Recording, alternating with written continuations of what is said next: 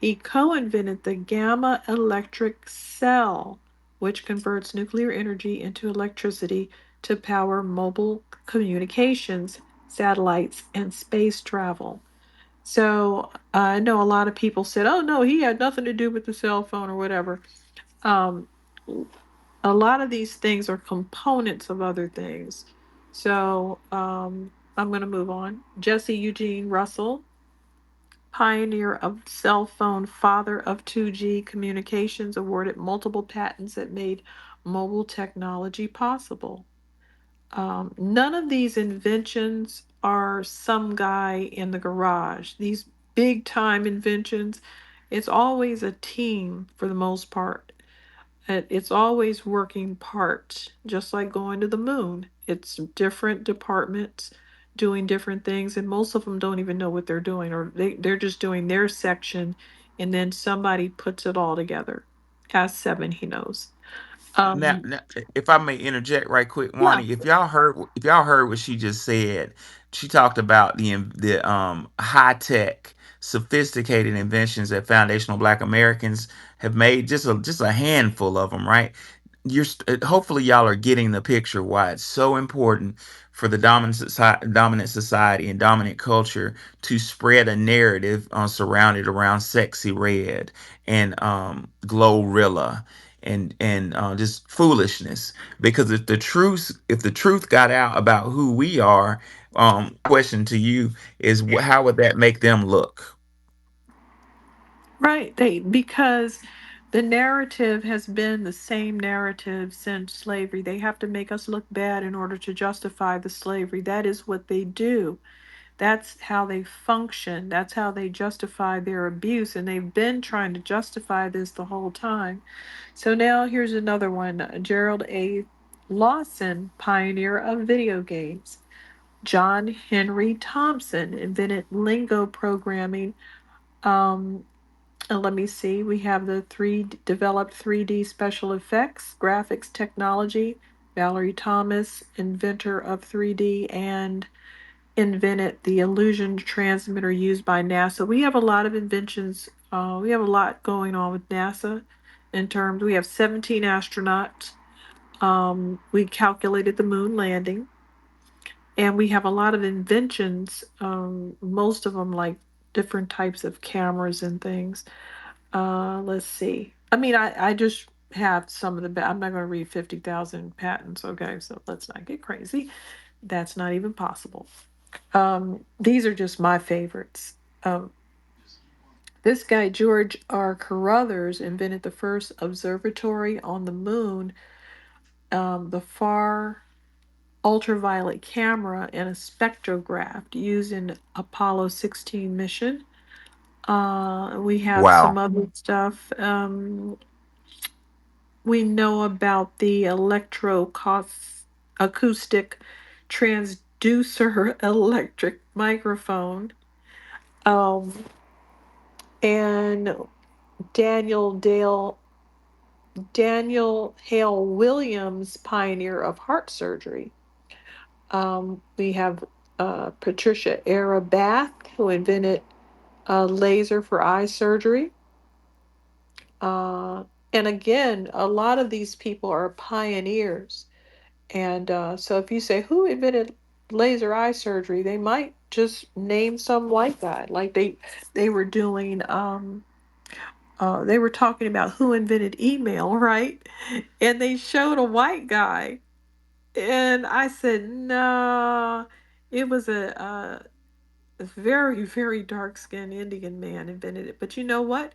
Indians were too scared and cowardly, and they have colonized minds to even defend themselves. So I had to do it for them.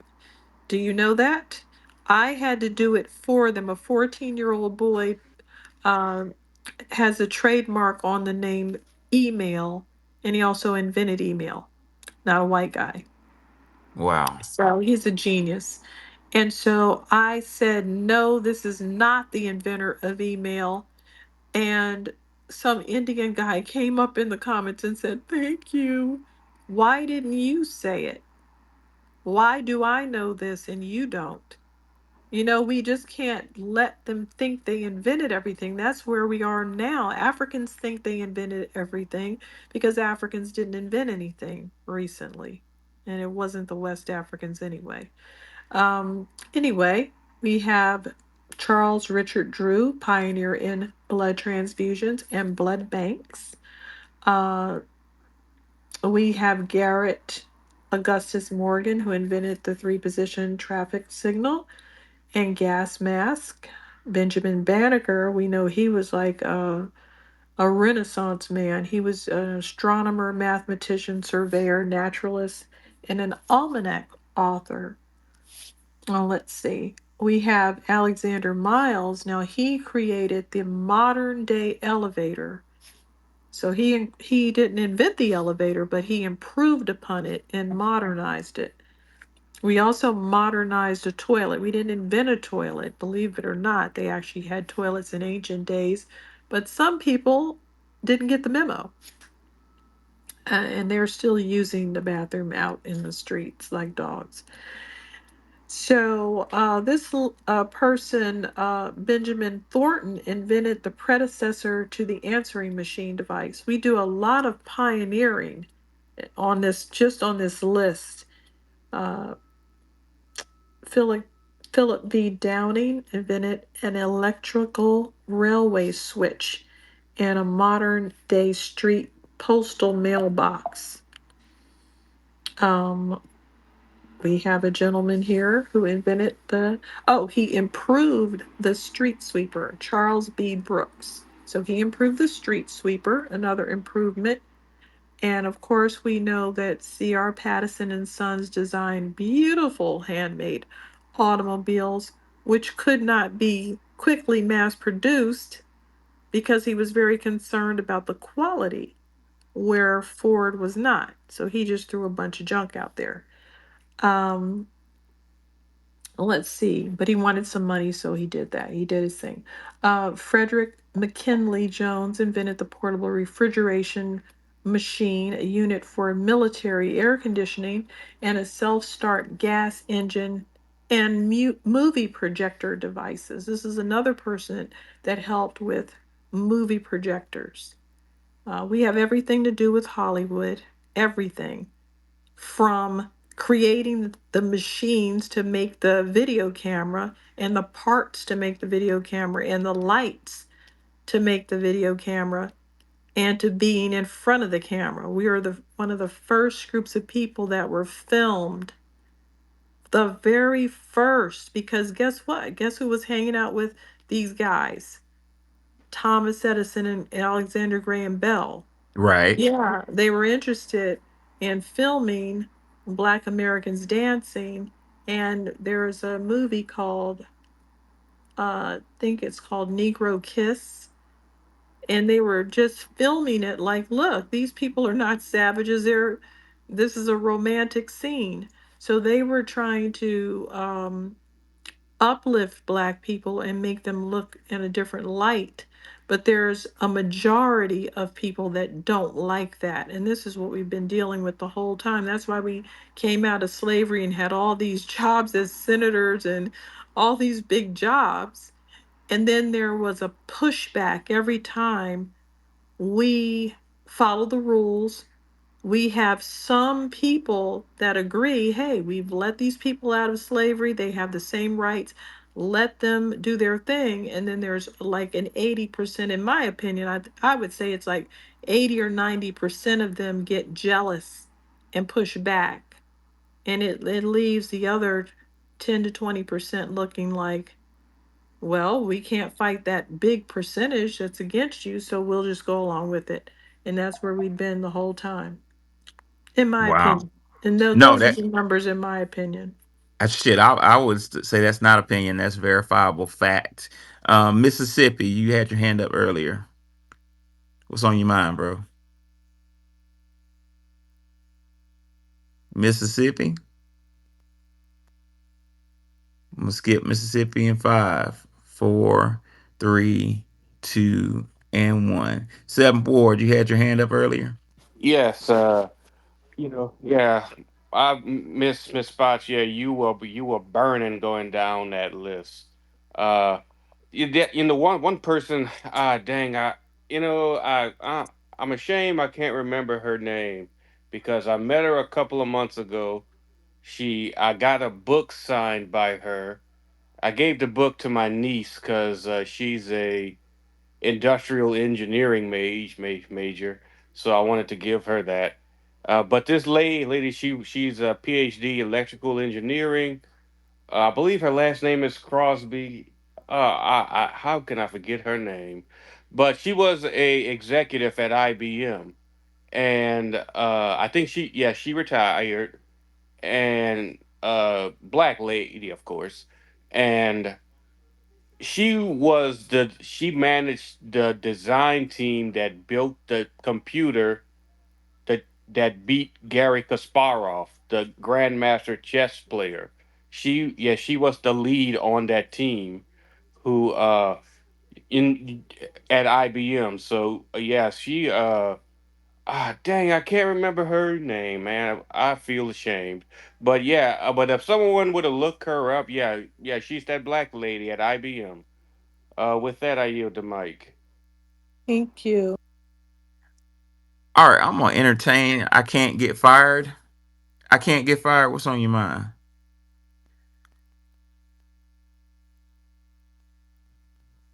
I can't get fired. Can you hear me?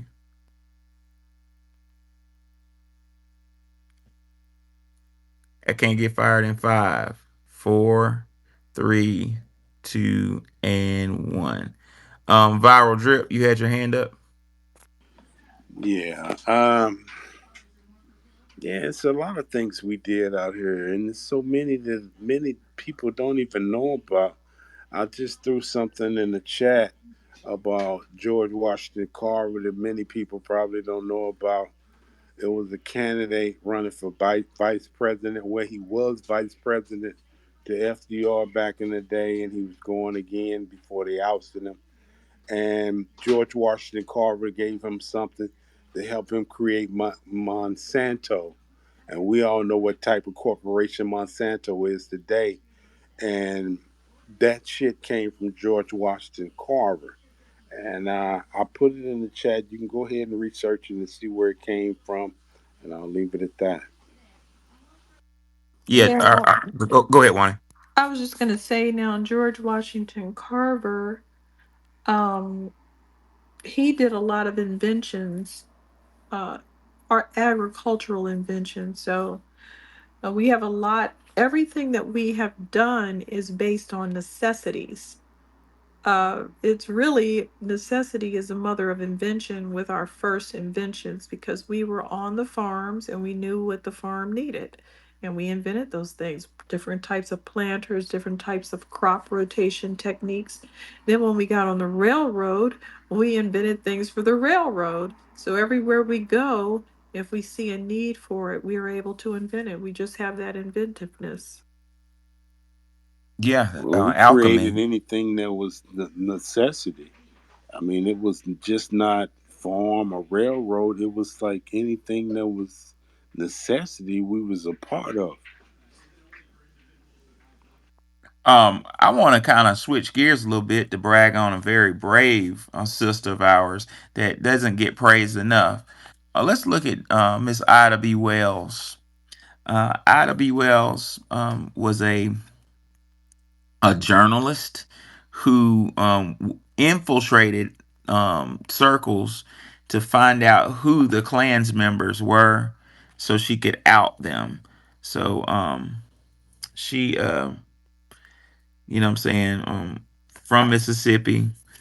It says Ida B. Wells, writing under her pen name Iola, published a detailed expose on the mob and its dirty work in her newspaper, Free Speech. Ida B. Wells was going at the mob. She was going at the Ku Klux Klan. I mean, that lady has so much heart. There needs to be a movie, or maybe somebody needs to do a documentary piece on Ida. Absolutely.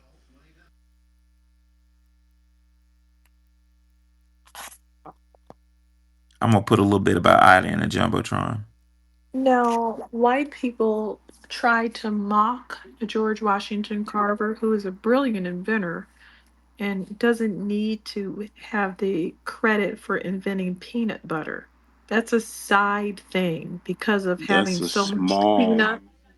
Yeah, That's because of small of having what he so did much peanut butter, um, he did invent peanut butter because in so when many you other have to, applications. I know, I'm talking about the pink. Chill out for a minute, okay? Chill out. Okay, so I've already said he invented things. Um, so basically, when you have a whole bunch of peanuts, you have to do a lot of stuff with them, and whipping it up into a cream was one of them.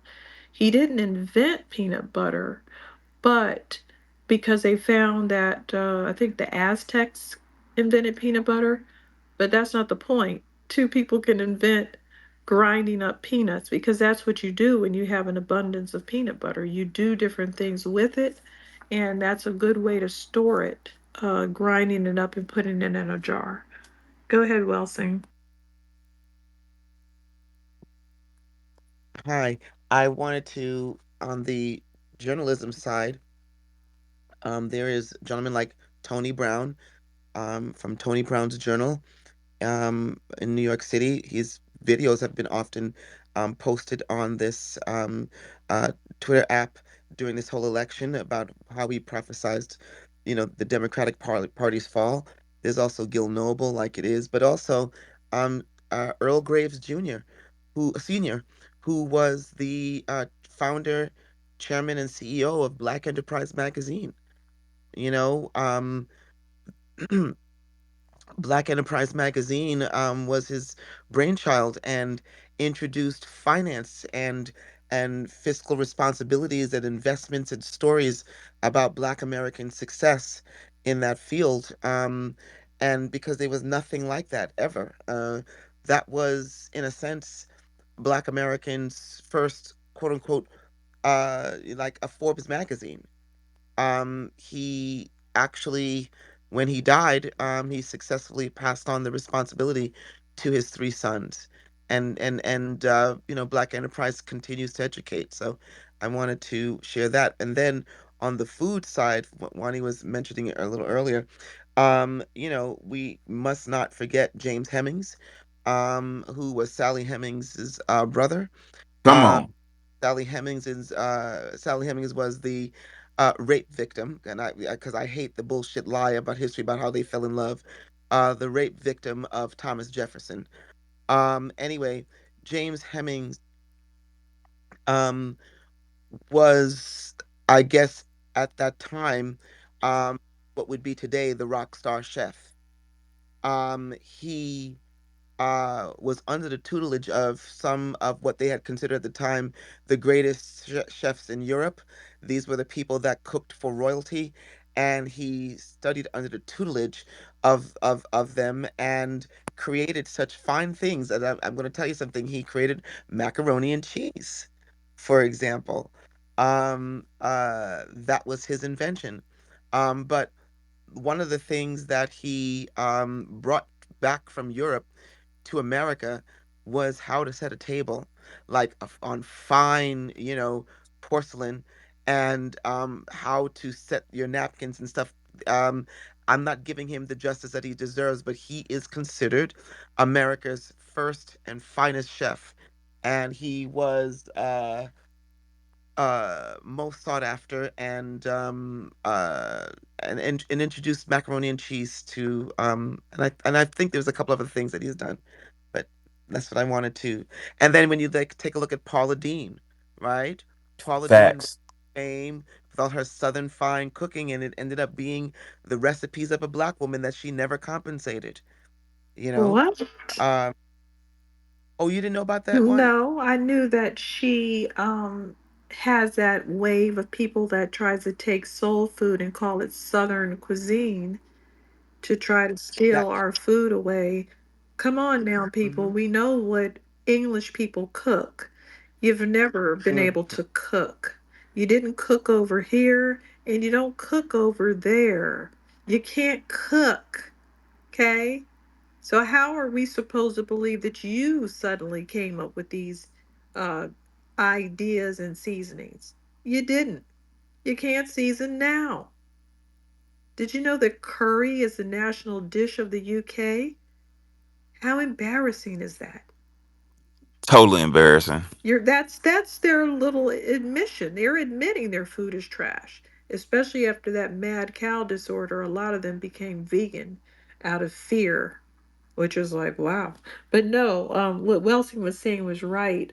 He is considered the first chef, master chef in America of all races.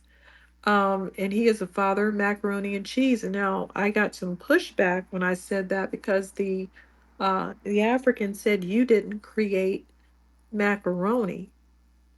So yeah, and you didn't have tomato sauce or peanuts.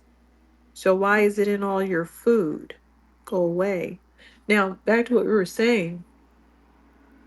Um, he basically learned how to work with cheese sauces really good because that's what a lot of French cuisine is about. They do a lot of sauces, and so that's when he got the idea, hey, we can take these cheese sauces and not just make some slimy cheese covering on the noodles. We'll bake this sucker up into like more of like a cake type thing with a topping, a crispy topping, and that's something that people weren't doing. So he created macaroni and cheese the way that we know it now. This other guy named George Speck or George Crumb, he has a whole um, statue in his hometown. He created Saratoga chips.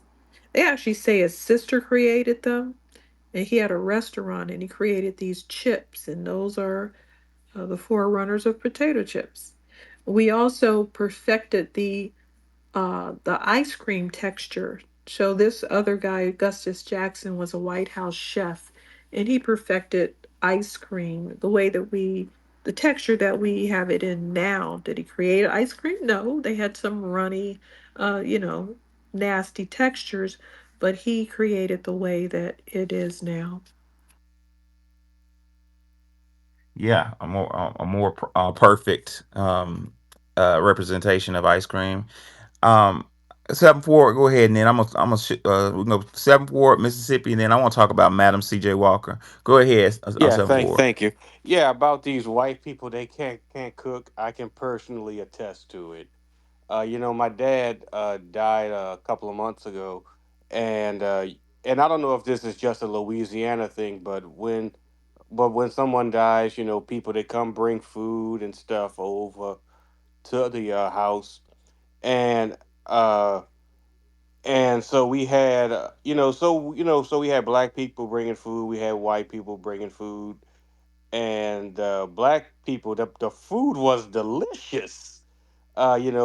There's someone, they made fried rice. That, a black lady, she makes that fried rice just like you get out of a Chinese restaurant.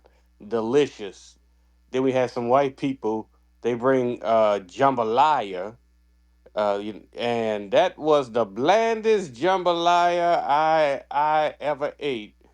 I don't know what we did with that jambalaya. We probably threw it out, man, because it was so bad. But yeah, yeah. So yeah, I don't know what it is about white people. Maybe they don't They have don't the have the right senses. senses. Right, they don't have the senses. I and That's what Dr. you know, Welson and I says. don't, and I got no evidence to support that, but maybe it is that. I mean, because yeah, I mean they are really bland. With that, I But yield the mic. the people in Italy do have the senses. Wonder why? Huh. What could have been happening in Morris. Southern Europe? Huh. Could it surely it wasn't Huh. Hannibal invading Huh. Italy, and one of his Hannibal's warfare tactics was to have order his men to have sex with the Italian women and get them pregnant. Why does That was everybody do it? psychological warfare, Everybody does the same thing. It's a Genghis Khan move all over again. right? Right, That right. must be a an unwritten war tactic because they all do it. Yeah, I saw a documentary talking about Vietnam. The Vietnam War is a whole culture of mixed children over there from our soldiers. You know what I'm saying? Now we also created Nathan Nearest Green was a master distiller and he mentored Jack Daniel. So, like I said, I can't read all 50,000 of them, and I didn't even write down 50,000 of them. We're just in everything chemist, food, NASA. We're all over the place, and we do everything very well. And we don't need to be associated with some of the things that we're associated with. But that's the point. That's why we're associated with it to throw off, um, throw the scent off, if you will. There's something called a red herring. I used to hear that a lot more in the 90s. It's a red herring. I don't hear that term anymore. But red herring is a logic term that means throwing people off. Now y'all all knew that, but what some of you didn't know is where it came from. The term red herring is a real loud smelling stanky fish, real fishy smelling fish, even when it's fresh. So when criminals would break out of prison or escape and took to the woods, the authorities used to use bloodhounds to sniff them out. So what criminals learn to do is carry them some red herring fish with them and put it all over, smear yourself and your clothes, smear them all over your clothes. And as you run away, to throw your clothes away in different directions to throw the dogs off. Well, I'm saying that how that applies to what we're talking about is all this sexy redism, all this buffoonery on TV, all these jokers up there twerking to the poles. That is a red herring. It's to throw the world and the United States and the world off of our true scent. Our true scent is excellence, ladies and gentlemen. It's not debauchery. Mississippi, talk to us. Hey, how y'all doing today? What's up, brother? I was just sitting and listening, and I was going over a little bit about the question in the jumbotron, and I was doing a little bit of background checking on exactly how much money Black Americans have generated in this economy. And a lot of the inventors like Granville T. Woods, we had Henry Boyd and a few others. I mean, even today, they're still generating money and economic growth in in the United States. I mean, Preach. we got Elijah McCoy. I mean, we know he invented the lubricating device for the machines and the trains and the ships. But a lot of people don't realize that his invention then invented the global lubricant market today, and it's sized at about 174.9 billion dollars in 2024 alone. They got it projected to reach 271 billion by 2034, and we got Latimer Lewis, the light bulb and filament, and that market is about 157 billion today. Um, You there, bro? Mississippi, you there? Can y'all hear me? Uh-oh. Hello, Yes, oh, yes, can we Cal. you Okay. hear can. me? Yeah, I Yes. can hear you now, brother. You were cooking. Keep cooking.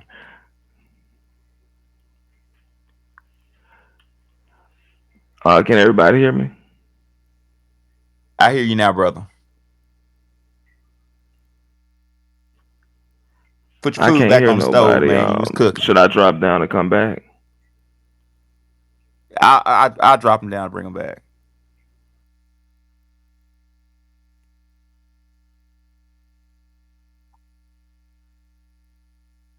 All right, just add send them an invite. Come on back, brother. There we go. Over some of the financial aspects of it. Now we invented Wall Street. We invented all that stuff and everything. But what a lot of people don't know today and everything is that Wall Street right now generates well over $27 trillion in revenue every year. and we got the largest Mhm. economy on earth because of it. But the weird thing is, almost none of the proceeds go to us. None of the proceeds return to us. And believe it or not, a lot of the inventions that our people made and a lot of the things that we built, because a lot of those proceeds don't actually go to us or don't benefit us today, it's actually a case for reparations due to the fact that Right. they didn't give us any of the proceeds and we still don't receive it, and that was hundreds of years. Preach. Um, Even the Preach. port of Savannah in Georgia, that was built by us and everything. The city of Savannah as well. It came about as a result of it, and they getting about 140 billion in sales and operating revenue today. So a lot of that money that this economy is built on is coming from our inventions. Even the store countertops at every gas station, every grocery store, pretty much every store around the country, even in kitchens in your houses, that was created by Henry Boyd. He invented the store countertop, and he invented the bed rails for bed frame, and that was in Wow. 1833. And they tried to give his credit off to the Europeans, to the white folk, like they always do. But when you look back, he was the first to invent that, and he called it the Boyd bedstead at that time, so that he could put his name on it. But if you look at his market today for those global countertops alone, that's about 148 billion today. Wow. So a lot of things that we done invented, and the world is literally running off of most of our inventions, and they're making billions, trillions of dollars. You got, I mean, for example, you got the DTCC, and they pretty much are the ones who process all those securities and different funds and everything from around the globe. But they generate about, I want to say, $3 quadrillion. And believe it or not, they are mainly funded by Citigroup, Chase, and a few other banks who were directly tied to the slave trade and who were directly tied to making money off of our slave labor here in the U.S. And today, they've been able to go on and fund the Depository Trust and Clearing Corporation, or the DTCC, and that's basically valued at about, they said, 3 quadrillion, and that was Wow. back in 2023 alone. So they always tell us, oh, where would the money come from? If we were to get our reparations, where would this money come from? It would come from these same entities, same banks, same depositories, same places that they've been giving that money off to these other countries for centuries. So I just wanted to speak on that a little bit, the financial aspect, because I know a lot of people don't really think about how much money with our inventions are still making today, how much money our people has generated for not just the U.S. but for the world, and how we get no credit for it and we don't receive none of those proceeds. So I'll land with that for now. Brother, you cooked a full course meal up in this thing, man. That's true. When the whole time you were talking, I was thinking of a book called Inverted. It's called Democracy Incorporated. It's written by the late great Sheldon Wolin. Sheldon was a professor at Princeton, an esteemed professor who had woke up one day and said, "Man, this is fucked up. I'm just gonna tell the truth." Forget my doggy; she's having a moment. Go to bed, girl. But anyway, Sheldon called America. He said this is not democracy. He said it's inverted totalitarianism. Basically, the concept is America is a welfare state for corporations. So corporations are on welfare, but to the brother's point, corporations are on welfare based on our inventions. We invent some shit, corporations steal it and use it as a wealth engine to support them and theirs, and then they tell us, "Hey, you get over here." I think Wani is really on to something when she says it's jealousy.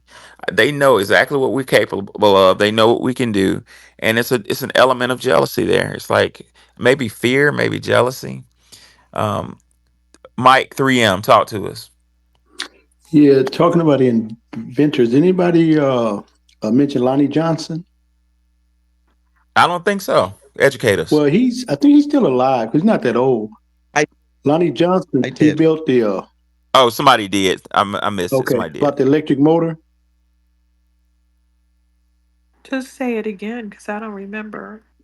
Well, he had Lonnie Johnson built the electric motor. I think it was in the '90s. He get over 1,000 miles to the charge, and also you remember that water gun Super Soaker children played with. Yeah, He Yeah. invented that. Oh, it that's was what. Yeah, Hasbro, that's what we talked about. Hasbro or something, and he sued him. I think they had to pay him like $20 million. Yep, But I it's remember. but it's a young brother right now out of Georgia. His name is Derek Bailey. He just got, he said, his patent to build electric cars. He said his electric cars doesn't need any charging. He said he just put a generator in there and it's self-charging. So I figured, I said, well, that's probably not going to make it. But you're talking about patents. I was watching on a video on Twitter the other night. There was a brother on there. It's titled FBI War on Black Bookstores. He said they found out that black people had over 300,000 patents. Because I know people say 50, 60,000. He says it's over 300,000. No, that's on one period of time that we say Okay. 50,000. I don't Because know how I hear that many. number a lot. Yeah, we say 50,000 between the mid 1800s to the mid 1900s, but Uh-huh. we're still inventing, but Right, right. they just didn't categorize it and so that I could quote it.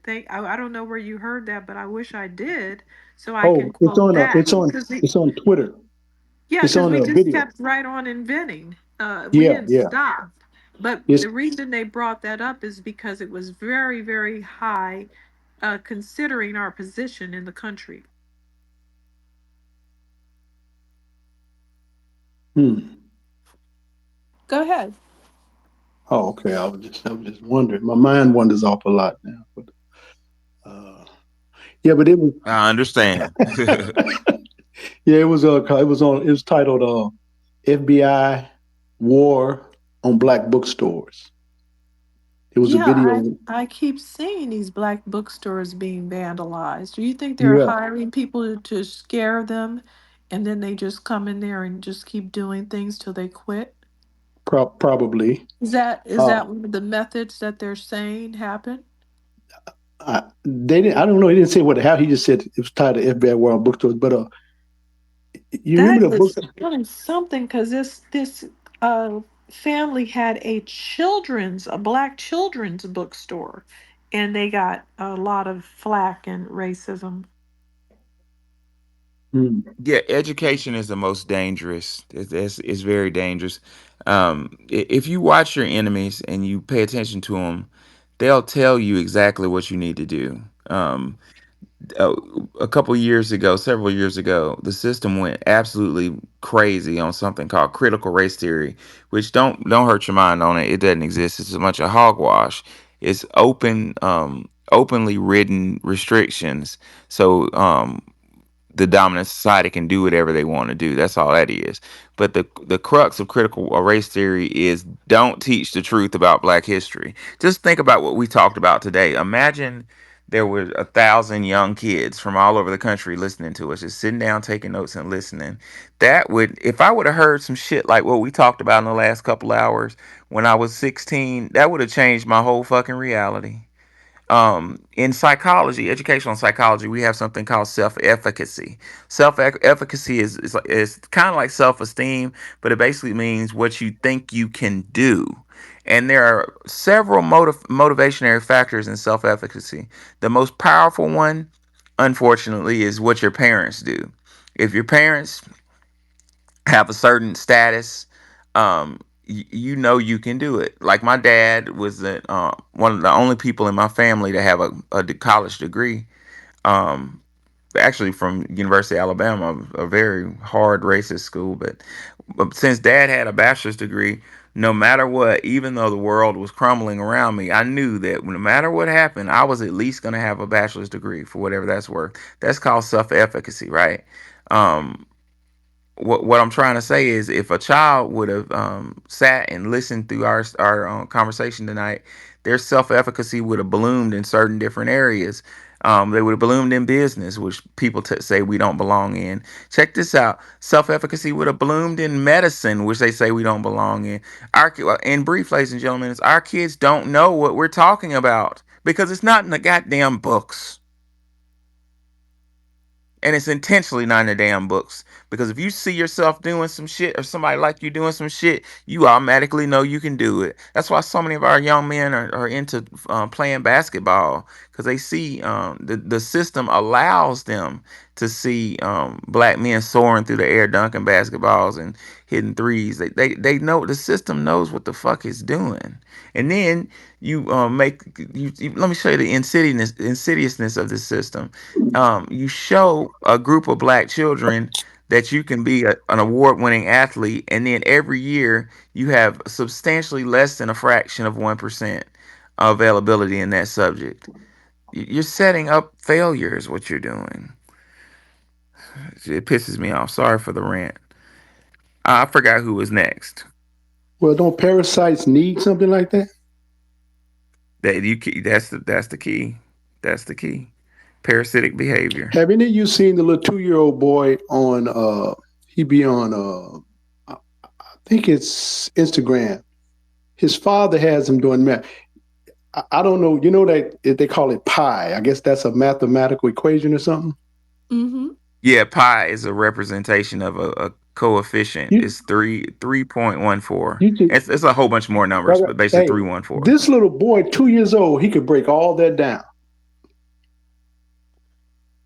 Wow, 2 years old. But see, I used to keep that's these wild. articles on all these real genius black kids. There's a little black girl out of New Jersey. No, I mean out of Brooklyn. She was 9 years old.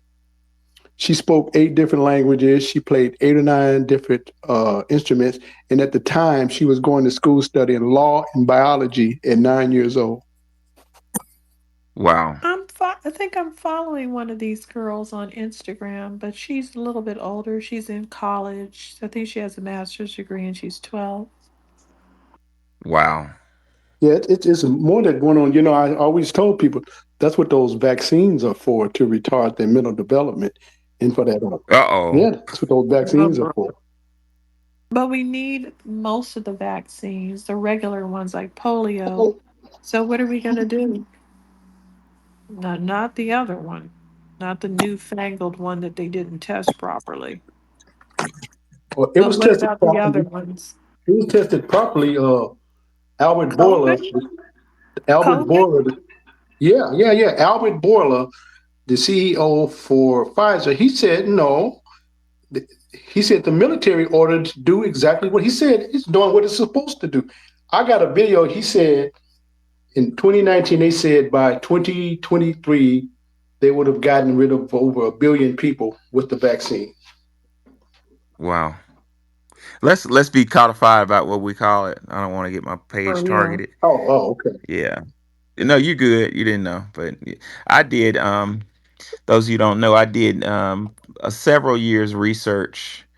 Well, 3 years, 3 years research on the COVID vaccines based off of a congressional order. It was the highest honor of my life. But I'm still looking through paperwork to see what I signed. If I signed some NDAs, one of these days when I get all my ducks in a row, I'm gonna have. I may, let's just say this, I may have a space talking about some of my findings. Um, that shit was very interesting. I don't know what it was about, but I got some interesting things to say if I can say them.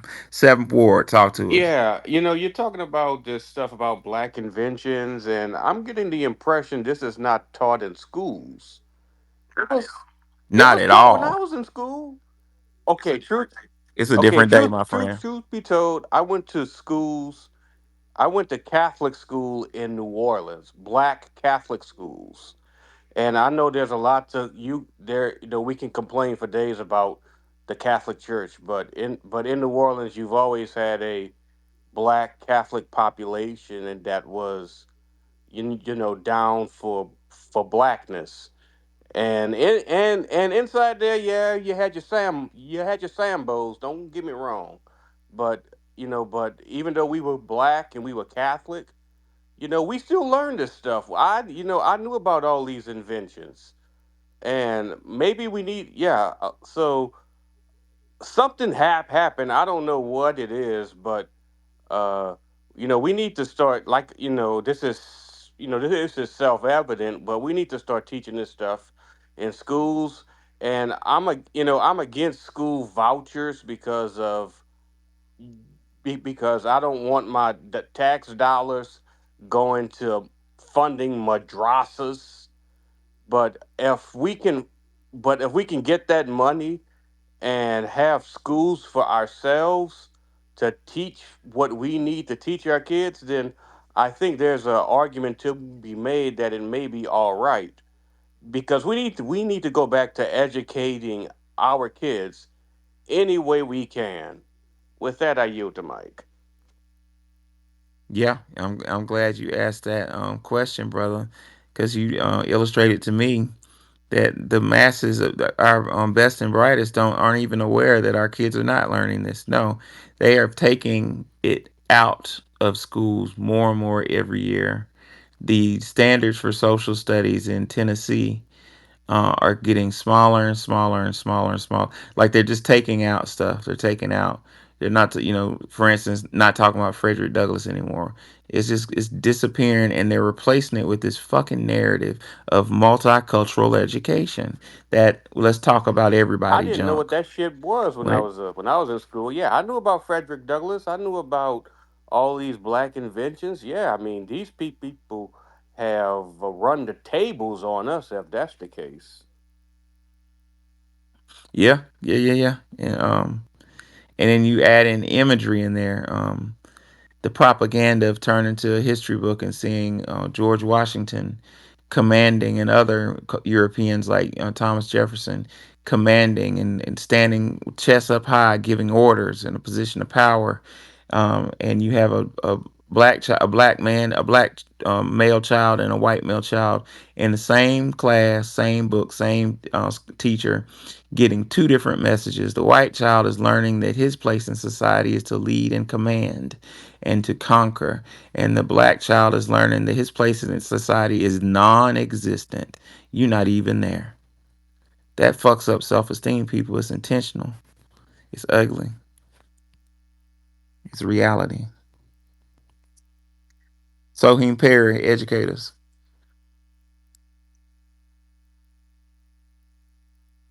Can you hear me, Soheem Perry? Yeah, can you hear me? Yes, sir. I hear you now. Go ahead. Oh, I didn't need to speak just yet. I need to listen to what y'all talking about first, and I'll chime in a little later. Oh, okay, bro. I'm gonna turn my mic off, but I can speak in a little while. Thank you. Okay, so I wanted to quickly touch on Madam C.J. Walker. Those of you just coming in, the question is FBA genius stolen? And we're gonna go to business subsection 3. I'm gonna say hell yeah, it's stolen. And Madam C.J. Walker is the one of the greatest examples. Talking about adversity, Madam C.J. Walker was orphaned in Louisiana at 6, so she was an orphan. Madam C.J. in in 1905, Madam Walker invented her hair softener and a special straightening comb. So she is a millionaire. I mean, a very, I don't even know if it was just millions. I think it's calculated as higher than that. But her fortune was based off of cosmetics, taking control of um, an FBA market. Notice how that cosmetic venue, that vector of cosmetics, has been taken out of our hand and exists in other communities. Um, what I want to talk about with Madam C.J. Walker and our brother Tariq Nasheed said this better than I can say it, but he was more thorough with it. But Madam C.J. was, did she get in trouble, Wani? Something happened where she had to like uh, kind of go underground and they used her ideology to create a Revlon. I'm not Revlon, Avon. Oh, really? You know, I had no oh idea. yeah, I had no idea. yeah. they studied like what she was studied by the system. I don't want. I'm gonna get it wrong somewhere. Juicy, do you know? I saw your hand. Do you know about Madam C.J. Walker and how Avon was created based off of her? Yes. Hey, peace to you, Professor. Shout out to Nikki the God and Wani. How y'all doing? Peace and power to the family in the space. I did want to come up because you did bring up Madam C.J. Walker, which built her empire in my hometown of Indianapolis, Indiana. There is a Walker Street, which was like a Black Wall Street, which is why my grandmother migrated as a sharecropper with my mom and my uncles and aunties from the deep South Arkansas up to Indianapolis because it was this new Black Mecca that Madam C.J. Walker created. She did have her own bank. She had her own distribution center, like a warehouse. She had multiple office suites, and she issued business loans for other Black businesses to get established. The Madam C.J. Walker Theater is still doing shows and hosting events to this day.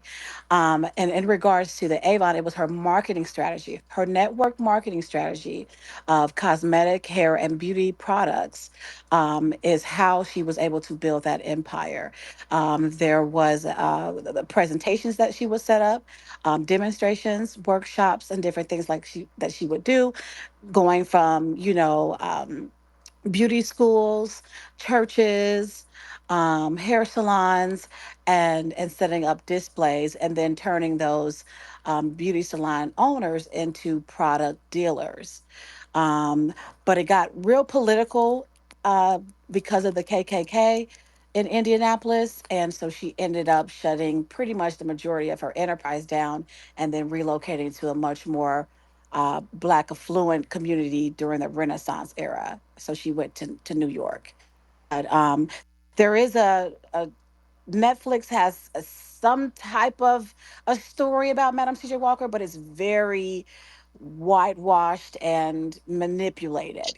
They didn't put a lot of the truths in there, and they just kind of over dramatized certain circumstances to for TV. But yes, I know a lot about Madam C.J. Walker. I was actually working with her descendants in regards to her estate. You were right on time, I Juicy, because I didn't know. want to get. That is Yeah, perfect. yeah, yeah. I was drawing a blank. I knew the general concept, but I didn't want to. I knew it was too important for me to butcher it, and she came in here succinctly and laid that shit down, didn't she? Well, I want to add on to what Juicy was talking about because it's so fucking important.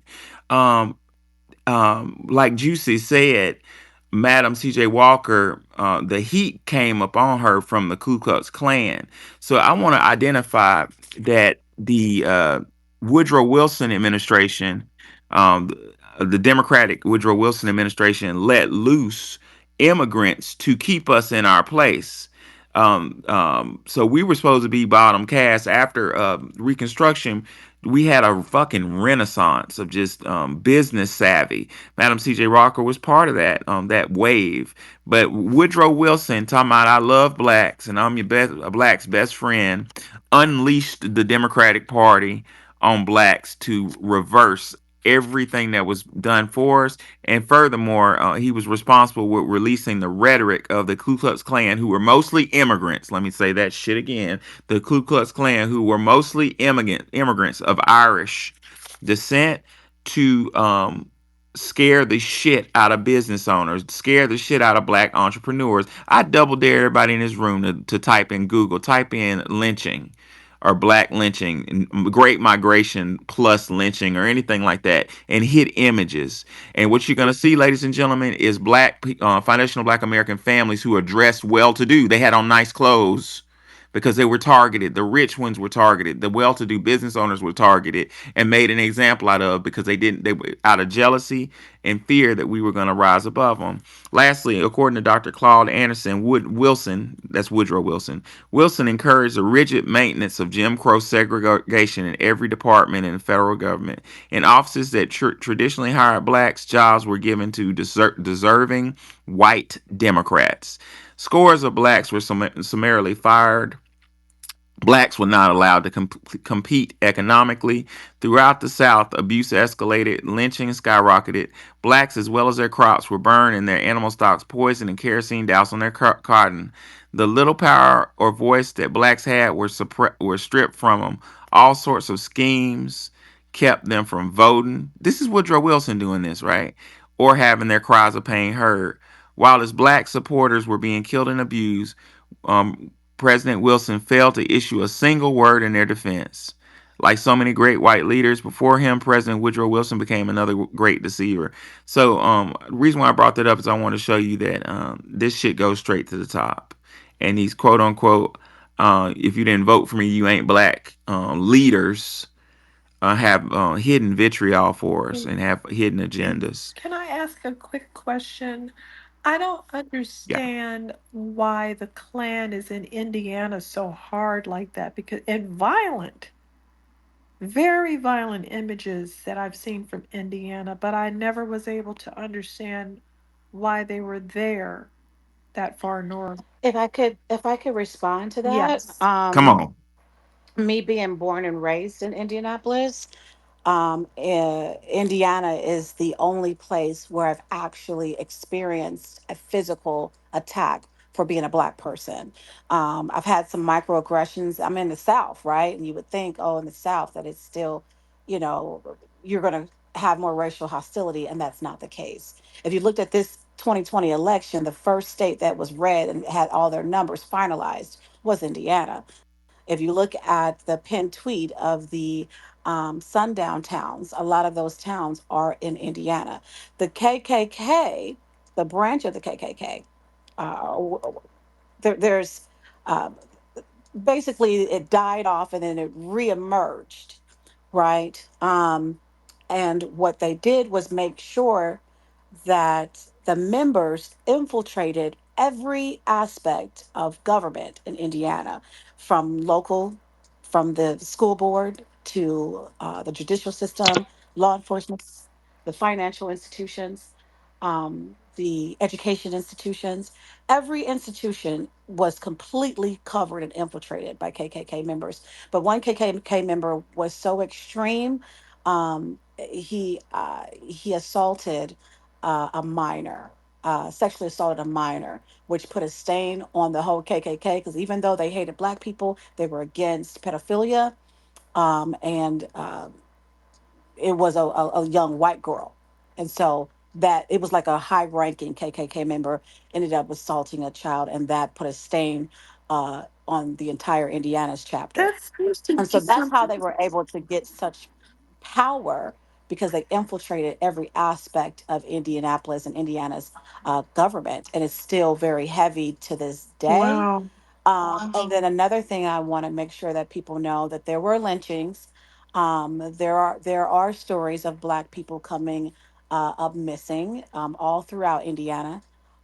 Cornfields that you'll find people's bodies, and just different incidents of things that's just happening to people in Indiana. But it's just people don't really think about Indiana that much, because it's just like, well, okay, this is a random state in the country. Indiana, there is a is Native American territory. And there is definitely some mounds there, and there's people say that it's uncursed land. Um, but me personally, if I never experienced being attacked by a white person myself, being literally kicked in the back, because I trusted some white girls as friends, was back then, I thought it was, everybody was, no, that was not the case. The hostility of white people, a lot of the white races, they are violent, they're hostile, they let you know blatantly to your face, you are not welcomed. And either some of have assimilated in this, sunken place type of situation, or you just can't be around them at all. So I just wanted to, you guys got to do the history on Indiana, even with the story of the young lady, Lakeisha, from Gary, Indiana, where the Jacksons are from. It's very dark. A lot of very dark things happened in Gary, Indiana, and a lot of people from Gary, a lot of people from Detroit, a lot of people from Chicago started to migrate south, and they would come to Indianapolis and find out that it was just as bad as anywhere else. If you drive down MLK, they literally built schools across from cemeteries. Like it was kind of like it was a deliberate thing, where I mean, I have so many horror stories that I don't want to bore you guys and go deep off into it, but I'm glad I moved out of Indianapolis. I'm trying to get my family out of Indianapolis because there is a residue of hate and a residue of I really believe that when someone said it was a cursed land, I truly, truly believe that. And I feel like if you won't be able to see it until you get from underneath of it. It's just Are You something know you you what? have aware to that? experience. Oh, You know yeah, what? You see, my sister's stepson died in Indianapolis. He was walking down the street. He was working at a fast. I'm sorry, say that one more time, My Wani. sister's stepson died in that town. He was walking down the street. He can't. He was working at a fast food restaurant. He was walking down the street. It was a dark. Is somebody speaking? Yeah, that's me. Yeah, Juicy. Nikki's speaking. Okay, let me drop Juicy. down. Hold on, Okay, one. I'm bring you right back. I'll finish saying this when she gets back up. I'm gonna remove her and bring her right back. I'll do that now. I just noticed like a lot of the horror pictures, horrible pictures of people being burned alive in the street and lynched. And I'm thinking it's in the South and it says Indianapolis, and I never Hello. associated it with it. I mean, because my grandparents are in Ohio and they didn't have that type of activity. So it was shocking. And I was trying to find out what's going on over there. Why, like, where is this group? Like, what's their origins? Why are they so far north acting this, filled with hate? Maybe it is bad land. I mean, because didn't you guys have that haunted house that in Gary, Indiana? That was outrageous. That house was Yeah, outrageously haunted. they had to tear it down. That was the Yes, house they did. where um there was a documentary about it, and then the movie that Lee Daniels made recently on Deliverance, I think it's called, was about that Yes, I house saw and it. that family. But it was so far left. I mean, that the storyline was so far left from the actual truth that I would advise people Mm-hmm. to go to Tubi to watch the documentary about the family and the house. But I also posted this article from the Indianapolis Star, which the CPS worker, there's interviews of the people who actually um, had to summons different priests and different things like that because of what they witnessed by the children and the people who had phenomenon experiences from the home. But that's I'm saying that I was told that there's mounds that are in Indiana, which there are, and the Native Americans cursed the land. That's what I was told. That's interesting. They curse that skinwalker land. Now, a lot of people might not want to believe in ghosts, but that Gary, Indiana story, that is the most documented story I've ever seen. We have literal nurses, doctors, um, priests, the police Police officers, department, police um, reports. and Yeah. that CPS worker. These people saw that boy walk up the see up the wall backward. He walked up a Wow. wall And the in the caseworker hospital. said that the caseworker said that she was never the same after that. Right. This because they called CPS, the hospital. See, they weaponized the CPS system against black families, right? So if they Absolutely. suspect abuse, they're going to call the CPS, right, to the hospital. And so that when the CPS worker got there and they interviewed, they got the child alone with medical professionals, and they witnessed the child. In the movie, it looks like the child walked back, like it backed up the wall, like he walked up the wall backwards. No, he walked backwards, forward, like his like he twisted his body was twisted as if he's facing forward, but his legs are facing backwards, and he walked without support up the wall. And Mm-hmm. so that's what the CPS worker said, but that was not presented in the film, so to speak, as I don't know if they had the animation in place to make it real. But I was hoping somebody like Key and Peele, the guy who did um, Us, the movie Us, and The Sunken Place, I was hoping that they would get the story and relaunch it versus somebody like Lee Daniels, because he just No, the liberalized cop. it. He liberalized the Yeah, story. it was cringy, but the cop, he said that it was because, and I don't know if this is true, that people are doing voodoo over there. I don't know if that's true. He was kind of making a general statement like, well, that's because they're doing voodoo over here. And he's the one who said going in the basement was like going into the bowels of hell. And I was like, damn, what is it? Then they bought the house. They were doing those Ouija boards Oh, and were seances they? because Was she black doing magic that? is real. Was she doing it or Well, just general in general? no, it was already. Oh, They had okay. already said That's that what I they thought. opened up this portal, and the Yep. home was used to summon That's what I thought. demonic That's entities. exactly That's that's how what. he phrased it. Like it wasn't Yeah, her, but people were doing it in the house. So, yeah, that is probably the most documented. Then they bought it because people believed that it was haunted. So somebody bought it. Like we're just gonna come in here and see all these crazy things, and he had to tear the house down. yeah, that's the Wow. documentary. Is a producer. He does ghost travel, like he does ghost runners or, ghost stalkers. I don't know, some type of show that he used to have, where he would go and visit haunted homes and just document, different things. And he bought the home, and he then boarded himself up in the home. The documentary is on Tubi. Oh, that's And weird. Why do you do that? don't ask me why he did that. But when he came out of that house, he tore it down. And his staff members quit. His some of the people that he brought into the home ended up going into psychiatric facilities. Like, there's real situations and stuff happening. I mean, that's just Gary. We're not talking about Indianapolis. They built, when I say they built a concentration camp on the south side of Indianapolis, there is a concentration camp on the south side of Indianapolis.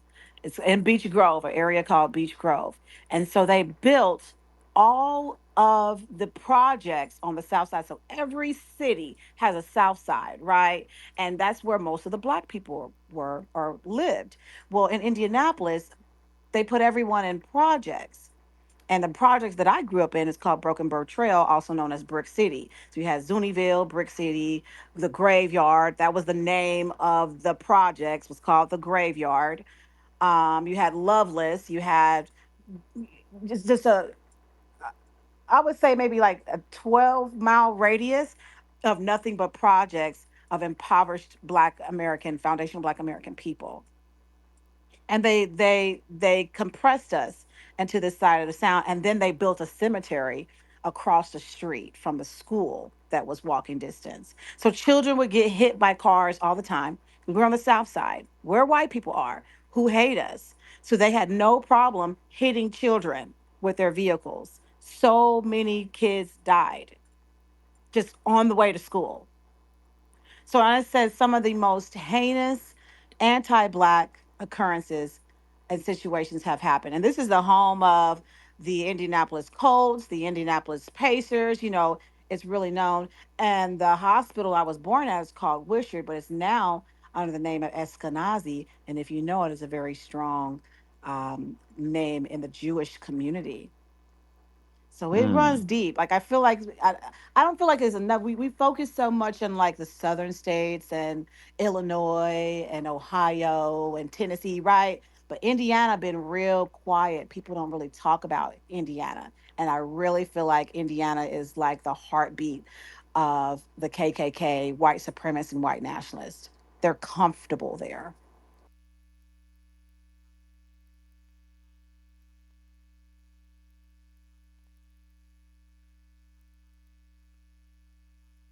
Well, thank you. I So yeah, appreciate all that good information. I was always curious about Indianapolis and um yeah.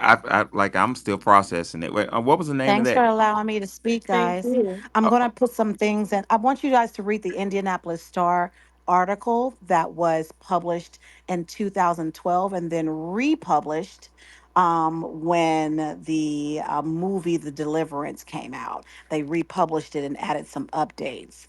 And I want y'all to read the article because I reposted the article as soon as they released it because that family had moved to Indianapolis.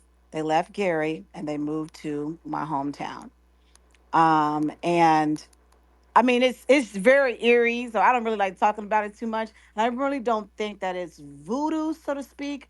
I think it's Native American or Indigenous American or the Indians, some of their ritualistic things, and and lands and communities and cities, spirits.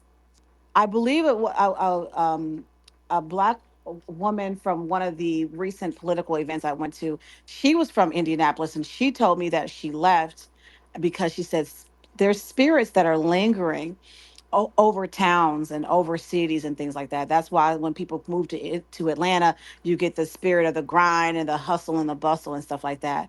But Indianapolis is a very dark and gloomy, depressing place to be. It really is. weird. Yeah, yeah. What? Milwaukee is second up on there, but yep, she's correct. I've been there, and it is. There's a just like some type of a negative effect that you get when you get go through there. Hey, Professor, I'm gonna drop down into the listener because for Oh, some Juicy, I got reason one. I can't hear Okay. anything if somebody's speaking. So I'm gonna drop down to listener and wave my Hey, hand. Juicy, can you hear me?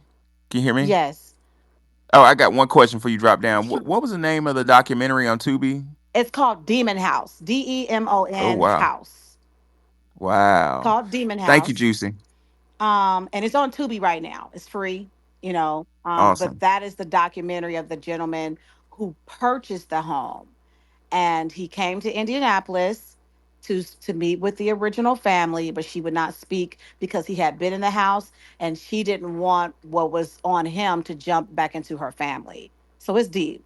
Wow. Yeah, I appreciate you. no problem. I'll come back up, but I just want to add some receipts to the purple pill. Oh, okay. Okay. Boss lady, you've been waiting patiently. What's on your mind? Yes, thank you, Professor, for having this room. Hi, Wani. Hi, Nikki. And thank you, Juicy, for those stories because speaking of Madam CJ Walker, me and her share the same birthday. So we are Capricorns, December 23rd. And she actually inspired me to create my own hair care line. But the thing is, I applied for a grant in my town to get like a storefront. They denied me saying that my storefront is not needed because there's already hair supply stores, which is weird because there's four hair supply stores, three ran by Africans and one ran by like the Korean and Bangladesh or whatever how you pronounce it. So it was weird how they denied my store. But they allow these immigrants or foreigners to open up shop, you know, in a black neighborhood. And I'm so grateful for the information because I did not know Indianapolis has so much of a dark past. And like Juicy said, you would think, living in the South, because I lived in Texas and I was not scared but frightened, thinking, okay, I'm gonna run into somebody that's racist. But to hear Indianapolis have such a dark past like that is kind of shocking, and I kind of want to do research on it as well just to get more information. And again, just thank you for sharing that Madam CJ Walker is the creator of Avon. And I find that weird that a lot of people don't speak on that because I went to hair school and my instructor was like Italian with a black cop husband or whatever. So she thought she was a shit. Excuse my language. She spoke on Madam CJ Walker for setting the wave of hair care products, hair care lines, hair tools and stuff, but she never shared the fact that she started Avon. And it's so funny because she always spoke about Avon, like, oh, I love Avon, I do this and I do that, but she never gave her credit. So I find that weird that Madam CJ Walker actually did more than just start a hair care line, and she actually started something that's still going on today. Like I bought lipstick last week through Avon. You know what I'm saying? So I didn't know that I was supporting Madam CJ Walker's business. So thank you so much for the information. And it was very enlightful and definitely impactful, and I'll land there. Are you an Avon representative, boss lady? No, one of my family members and neighbor is. My mom used to be one, and I used to help her write out the tickets. You know, when you do the tally of how much each item is and how much a person owes. I used to do that with my mom, so I'm Uh-huh. aware of how it goes. But no, I'm not a representative. Yeah, I haven't bought anything off of Avon from anyone in a while. I would love to. But that I'm sorry that that happened to you. They always let the immigrants open their business, but not foundational Black Americans. I find that quite interesting. Hopefully, with the new administration, some of that will come to an end. Yeah, and it's crazy because I was born and raised in my town, and these foreigners, once you're here for 5 years, you get these loans and grants and, um, opportunity because you've been in the town for 5 years. So, hopefully with this new administration, I can, go a different route by actually getting a storefront and promoting my hair care line. Love Good it. luck. I I love wish you the it. Keep best of us, luck, boss lady. yeah, keep us Yeah, up if you on it.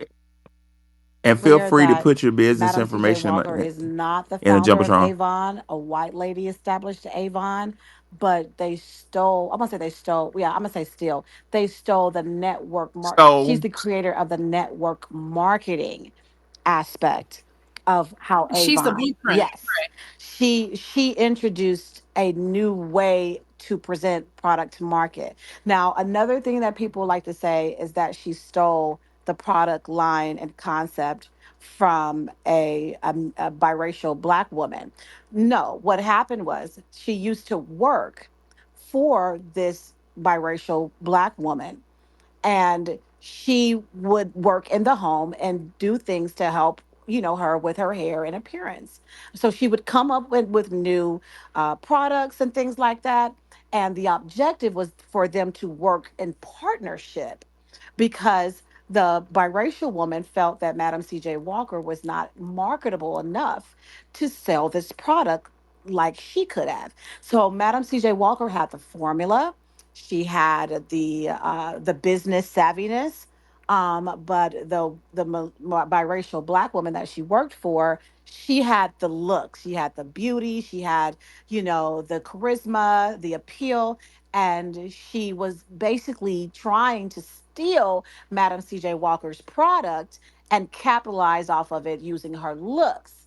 Well, she wasn't that business savvy. So yes, she did make some waves. She did make a lot of money, but Madam CJ Walker said, "Well, since you're saying that I'm not the I don't have the marketability to sell my own product, I'm going to take it straight to market and just go out and stand in front of, other black women who look like me, who hair wasn't long and wavy and pretty and silky. She was showing you how to texturize your hair with the products that she provided. So yes, your hair could lay and slay, without having to use this picture perfect model who hair doesn't necessarily need the products to, form the way that it's really deep, y'all. It's really deep. And so the wow. biracial woman took Madam CJ Walker to court for copyright infringement or intellectual property, trying to ruin her business. You know what I mean? Because she became a multimillionaire in the early 1920s. So it's if y'all do, I would advise, because it really talks about the resilience of Black American women, and their ability to build a product and their conceptualization, the brilliance of foundational Black American women and what they can do when they have free enterprise. There's a lot of restriction that we see now, even with the sister just saying, "Hey, I'm I have a qualified business just like everybody else, but you're going to tell me that the market is already too saturated for me to position myself. So you're Xing me out. You're excluding me. There's not a legitimate reason. You can't say, because if that's the case, there wouldn't be 55 different forms of fucking bread on the shelf. There's room for you like everybody else. You don't tell her that, you don't determine her ability to sell her products, you don't deny her for funding that is supposed to be for every black business or business that falls in the category. If she's qualified, you can't disqualify her because of competition in the market. That's not legitimate. I actually take that to foul suit if you would ask me. Juicy, I actually have a question before the next hands go on. So you would say that Madam CJ Walker started the door to door salesman, or like having like a word of mouth type of salesman strategy? Yes, the network marketing, having the beauty specialist and the ones that will go in and present the product to the salon owners or the retailers. She it was a network marketing. You become a customer, we turn you as a customer into a independent contractor, a business owner, and now you have your products, the Madam CJ Walker products to sell, and then you find someone else that turns your customers into business owners, and that's how she built the enterprise. But Avon Yeah. didn't start the network marketing aspect of it, where you don't have to see commercials of Avon, because network marketing is the quickest way for you to sell a product, right? Quickest way for you to sell it. Your word of mouth marketing is more solid than an advertisement. You can't guarantee a hit. But if I know that I approach you and I said, hey, are you looking for a better way to manage your hair? Are you looking for a way to, easily create this style for yourself? Try these products out. Here's an example. You know what I mean? Let me give you a discount. Maybe you want to start a hair care business. Maybe you have a hair care business and you want to expand your product line. That's how deep that she went with it. They didn't cover any of that in the Netflix series. They didn't talk about the Yeah, business they savviness felt of the it. right Wow. Yeah. No, to they steal it. didn't. Yeah. They stole. They So felt like they could just take that from her, Yeah, they right? They stole felt the like they could just take. concept Yeah. of the network marketing, just like the assembly line, Professor. You Yes, know, sir. Yes, ma'am. oh my God, I'm having a brain fart. The gentleman that Carver, oh, la, la, la, Carver, he created the concept of the assembly line George Washington Carver. Yes. for Hmm. Ford. Do you remember? You know what I'm talking Yes, about? and he got it. Yes. Yeah, yeah. Can you hear me? He got it They from the plant. castrated him. I can't. She His can't name hear me. is not coming to mind, but George um, Washington George Carver. Washington Carver, Juicy, yes, if you can. yes. I'm sorry, George Washington No, I Carver. don't think you can hear Professor. He's answering your question. Oh no, I can't hear him. Okay, let me drop down again. They hating on your space, boo. What Yeah, is yeah, that? Yeah, they always, do this every day. Yeah. always. So basically, to sum it up, Madam CJ Walker created the whole what's the term? We call it multi-level marketing. It's like she laid the groundwork for multi-level Ambassador, marketing. like Yeah, and ambassador, like if you're, because people who have clothes or even sex toys do the same thing. Like, hey, if you know a group of people, like 50 people, you can sell the sex toys to them, and then you can make money off of them. So she started all of that. yeah, like Mary Kay, Amway, Avon, all those. Yeah, Tariq Mhm. goes. Tariq has a few episodes where he goes over that in detail, about how they all stole that from Madam C.J. Walker. But hey, let Juicy cook. Go ahead, Juicy. Okay, can y'all hear me? Okay. Yeah, Yes. because this Yeah, I can really hear you ties now. into the FBA genius and how our Yeah. intellectual property has been exploited, and why I say that our reparative legislation and our claims should be for reparations, restitution, and royalties to the heirs, Mm. right? Because you stole the intellectual property and you monetized it, and then you built a legacy off of it for your family for generations to come, when it should actually go to the heirs of the originators of the concept. Are brilliant. See, white people are obsessed with the ability to create, but we possess that godlike ability to create naturally. That's why it's easiest for us to conceptualize new things. Go into your kitchen. White ladies wasn't in the kitchen cooking up shit. It was the black women that was coming up with spatulas, whisk, cutting boards. You know what I mean? Washboards. Yep. We came up with ways to Facts. make life easier because we worked so hard. Even We the made recipes that they modifications to that. created first, even the And they recipes, created it. Exactly. even the Everything in the recipes that kitchen. white people created first, we were able to make them better. Well, that's how we are, Miss Sister Nikki. As soon as they teach us something, that we didn't know. We learn it, we master it, and then we perfect it. That is the God in us. That is the ability for us to create and to modify, modernize, and improve methods. The methodology of our brains is pure brilliance. That's why my name is Juicy Genius, because I like to highlight the genius in all of us. And there is a genius. There's something about you that is ingenious that you have to pull that out through your greatness and your God given calling. And so that's why I say we don't listen to the scholars, the intellectuals, our philosophers of this era because it's been drowned out by entertainment. So now you have infotainment and inteltainment where we add elements of entertainment to the thing. We always will recreate ourselves in a much more modern and better version. That's why I said if none of our Wall Streets were ever burned down, if we had the opportunity of free enterprise like everyone else, we would have been to the moon and back and flying cars and all kind of stuff. We would have already been because they had bred us to be the best. And as we continue to procreate and make new versions of ourselves that are better, we continue to elevate to a much more godlike concept as a human being. We become super beings intellectually. And the number one thing that they've always tried to target is our psychological and our intellectual state. So that's that our That's what power I've is been in saying the whole intelligence. time. So yes, it feeds right into your FBA genius with Mr. Carver. He came up with the assembly line, which is used to this day. Tesla Yeah, uses yeah. the I was going. assembly line. Can you hear me, Yes, Juicy? I'm sorry. Okay, no, no, I'm just making sure you can. So yeah, that the story behind that's very interesting. According to Dr. Frances Cress Welsing, she says I discussed the Cress theory on George Washington Carver phenomenon, suggesting that the skin melanocytes of this very black skinned scientist enabled him to communicate with energy frequency emanating from plants. Thus, he was able to learn their secrets and purposes. So, George Washington Carver said he would walk out in the early of the morning at like 4 a.m. and he was able to get in communication with the plants, and the plants told him secrets. That's why, and he one of the mistakes we make is telling who everything we know. But that's why when George Washington Carver told Henry Ford what the plant told him, that's why what's Henry Ford? What do they call the the place where they make stuff? They call it a plant, right? I work at the iron plant.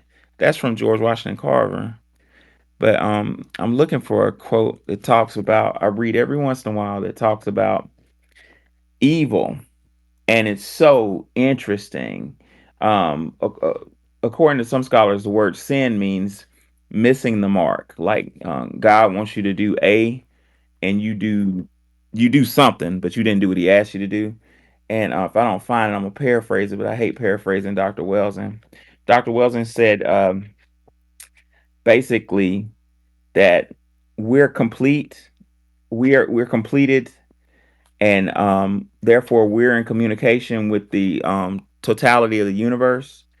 We're like George Washington Carver could talk to plants, and she said people who do not have our um, melanated nervous system are not in communication with the universe, so they're kind of offbeat, they're skew.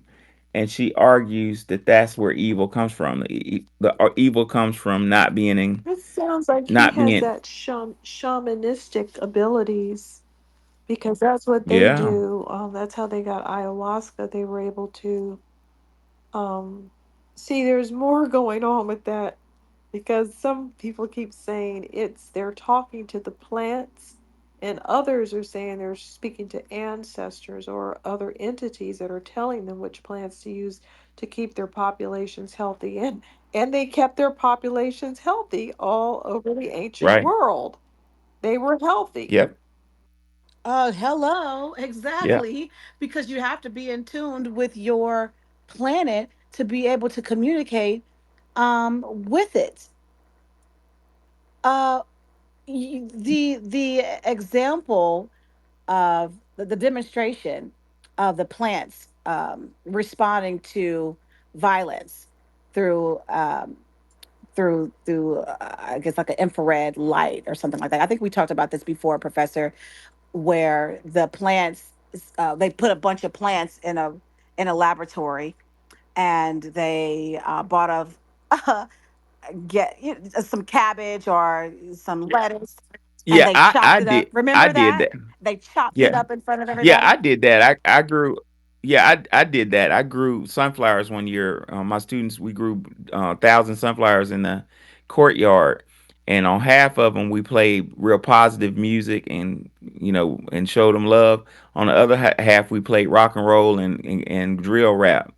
And the ones that would got the drill rap looked all upset and hurt. You know what I'm saying? So they do respond.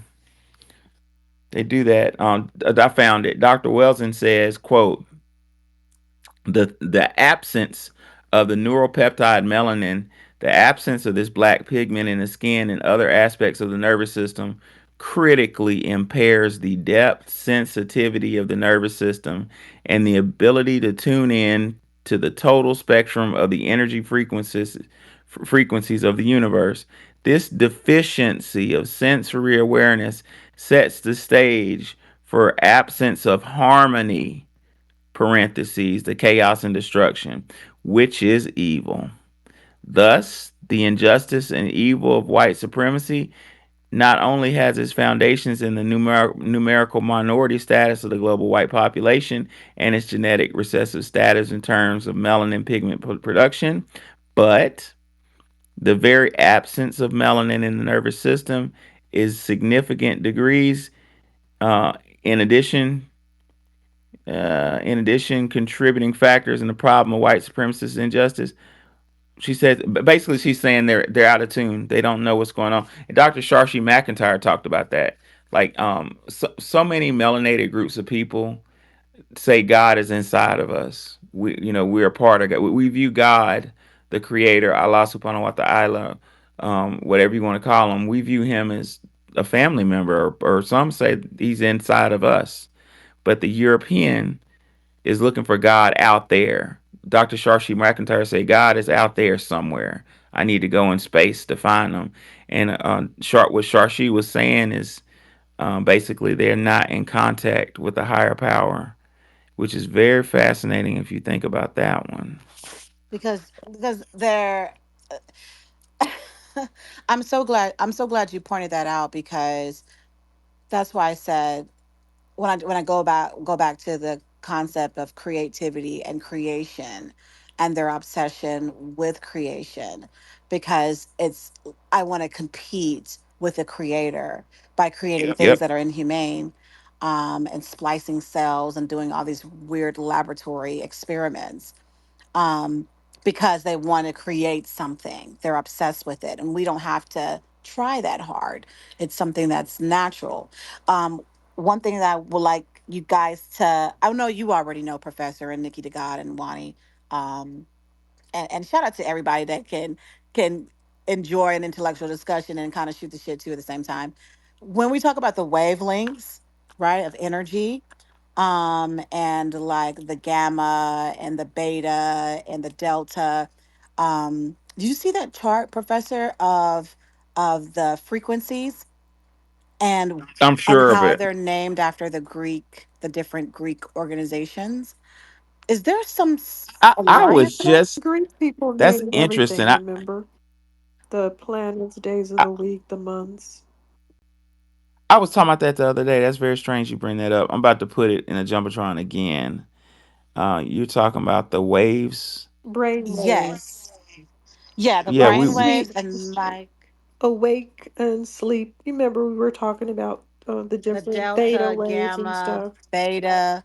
got it. Yeah, Hold if you can on. find that for me, because I I always just wanted to had it. discuss this and get more clarity in how the frequency levels in our brain waves and how that aligns with our society and where we are and how we interact with one another.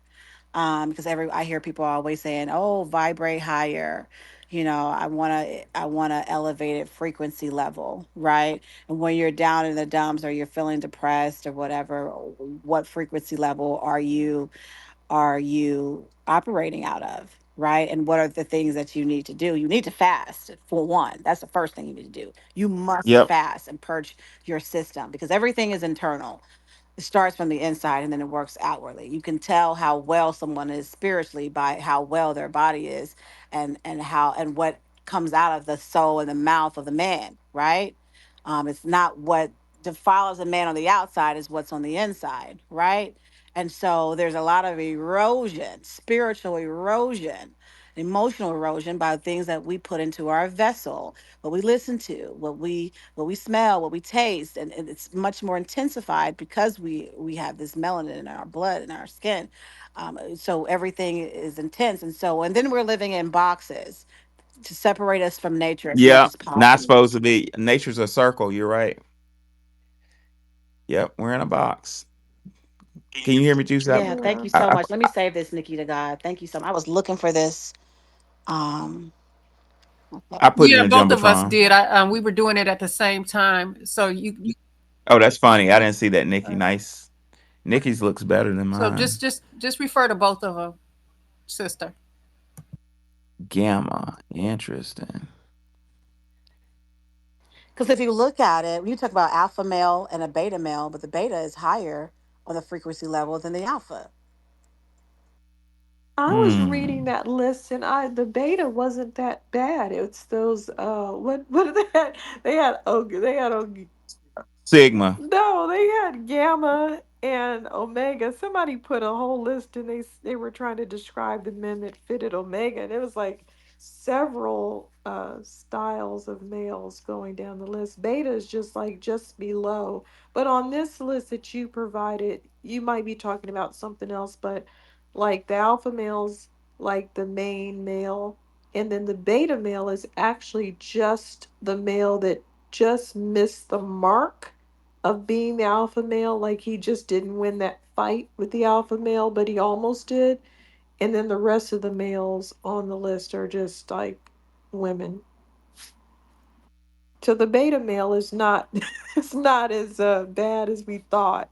He just barely, like those what do you call them? Antelope A style. loser. No, why those antelopes out there cracking their horns on each other.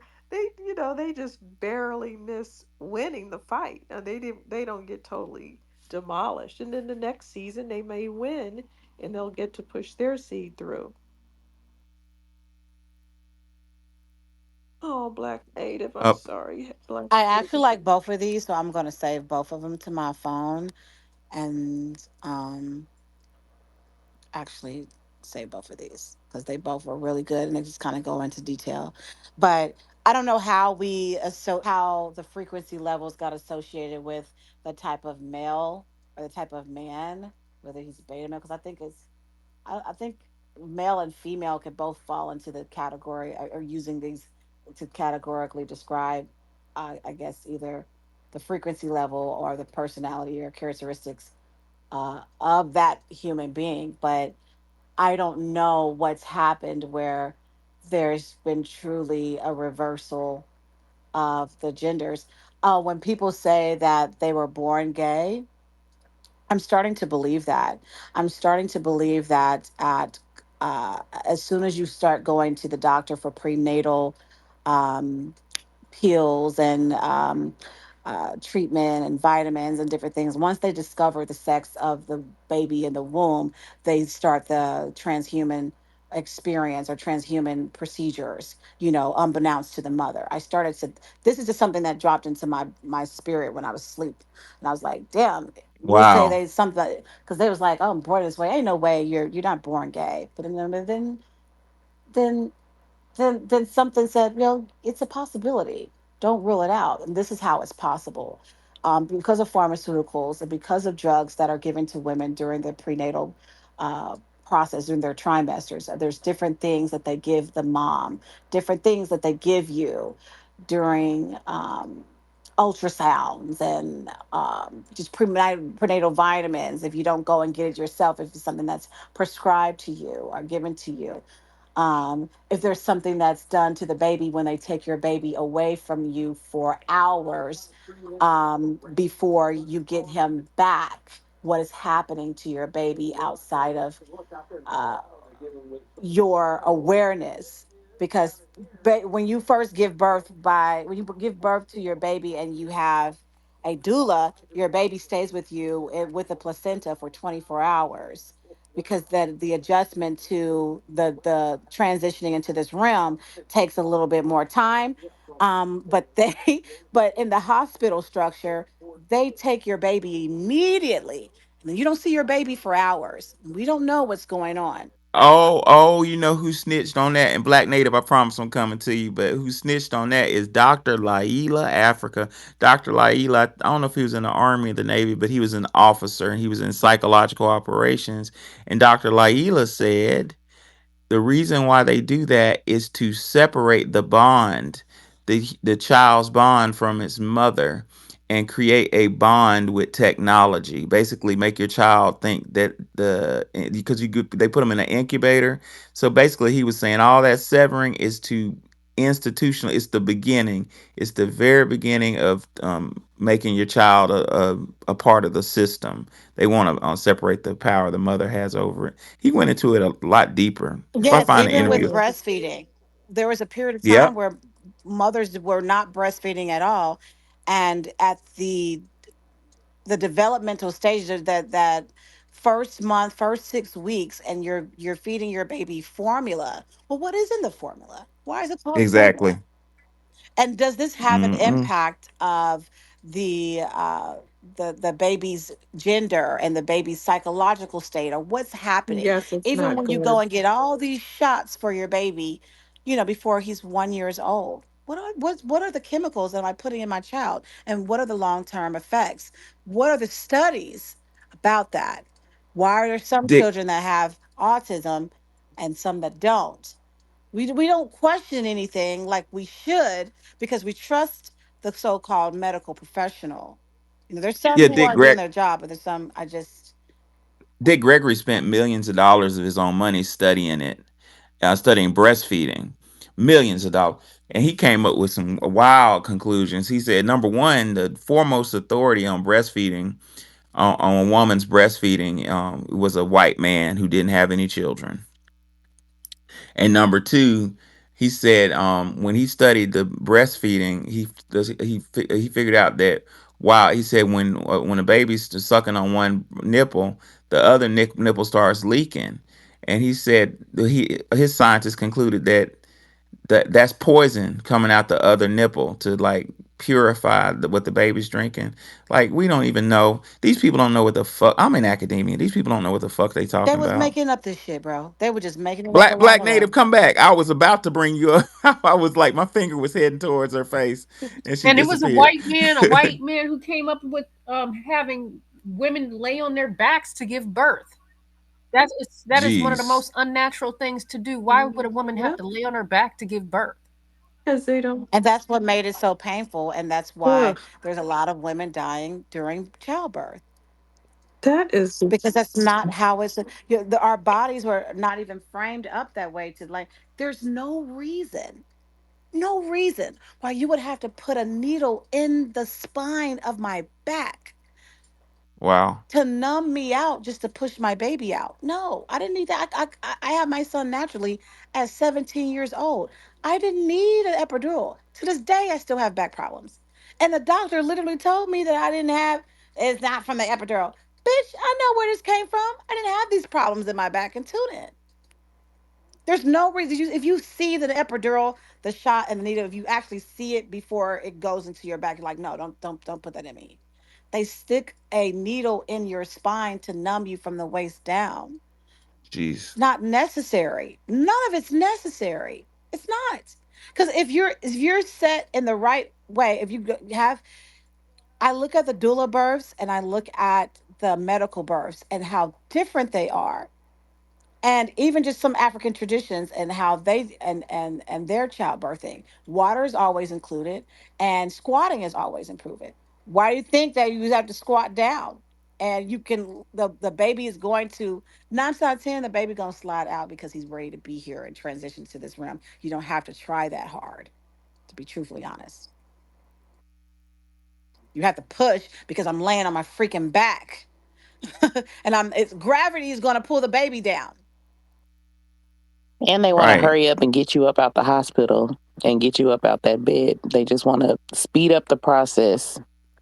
Um, honestly. I thought childbirth hurt that much that any pain medication would help. I thought that was a thing. What's this dude talking about? Why are you discussing women's What is that? births?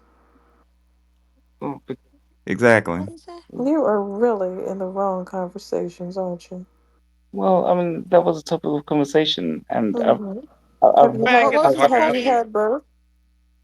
I removed his ass What because he up he in here asked? drunk.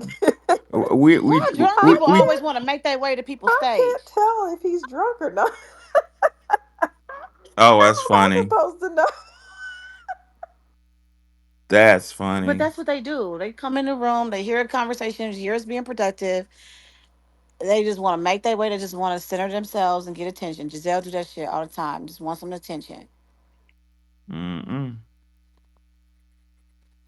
But back to Uh, childbirth. I don't know who was Yeah, next. it was that childbirth conversation. We're gonna have to come up with That's yeah, gonna because be I've room. got a lot of good stuff on that. Yeah, we're gonna have to come up with that because that got Yeah, me. let's host Can I talk a about motherhood space. Indiana a little bit, please? Yeah, go Go ahead. ahead. Yeah, I mean, I was hearing some tragic stories about Indiana, and my condolences to everybody. To the lady who was having some struggles with her business. Uh, if I can give some advice, and it's just that advice, don't take it any more than that. See what those Hebrew Israelites are about. See if they can help you. That's just something off the top of my head. But what I want to say about Indiana, Anna, is that keep in mind that the Klan used to run Indiana, and Indiana was also run by the Republican Party. And what I want to say that they always try to say the Democrats and the Klan are inseparable. Nah, that's not necessarily true. The Republicans they were with the Klans too, because these white supremacists they hedge their bets. Whether it's Democrat, Republican, it doesn't matter. They all hate our black asses. With that, I yield to Mike.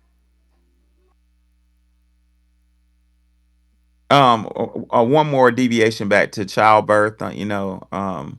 I was looking at the statistics of melanated women who give birth overseas, the mortality statistics, and it just shocked me that how drastically different they were. How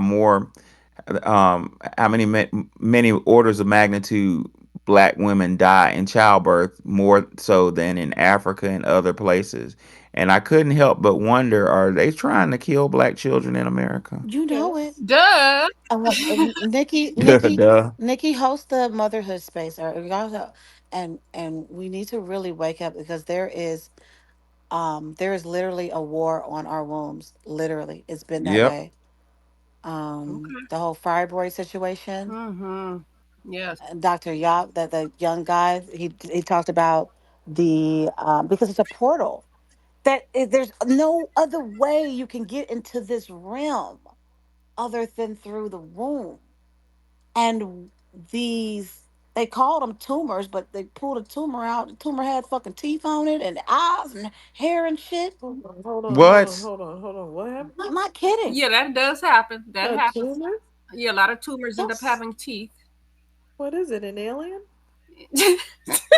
Stop it. Entity. Oh No, no, no, no. no. It ain't that far fetched, boo. I'm not even joking at this point. The, Teeth? the the lady, she wasn't pregnant. It was a tumor. It was forming. It was using Wow. cells to form to get out. So What? when you hear about these women having 21 abortions, there's something lurking in there. Oh no. Whoa. It ain't normal, y'all. It's not. I don't put anything past this realm. It's because there's so many entities trying to get in. And what is one way to get in is through the womb. So you take somebody's whole anatomy out through a hysterectomy and try to install it on an AI or a man. What you think is gonna come through there? Hmm? Whoa. What do you think when you take your DNA, you take your egg, and you take his sperm, and then you plant it in another human being's body? What do you think is going to happen to y'all? Watch them D Wade kids. Watch his daughter and these people who had surrogate parents. Watch them children when they grow up. Y'all heard it here first. You go so far against nature, go so far against nature, and you playing with God. You playing with the wrong. You playing a very very dangerous game. You know, Just want to say that. somebody asked that the first test tube baby, so they call her, and she said her family doesn't like her family never accepted her. They said she was a freak of nature. It really does. It really was pivotal because you're saying that you are like we have an idea of how the soul is sparked, and that went against it. Yet she's here. So her family felt like she didn't have a soul or something like this. Weird. Look how they treat D. D. Gabrielle Union has a daughter, but she's so focused on D Wade's son being one. You have a daughter, but that daughter came through somebody else's womb. And it has the DNA of you, the father, and the surrogate, because the placenta has to run nutrients Hmm. into the body's baby, which is through the blood. And so I asked the question. I said, "So that baby got the DNA of three people?" Yep. No, Yep. it's just the two moms. Yes. It's just. I said, "Are you an idiot?"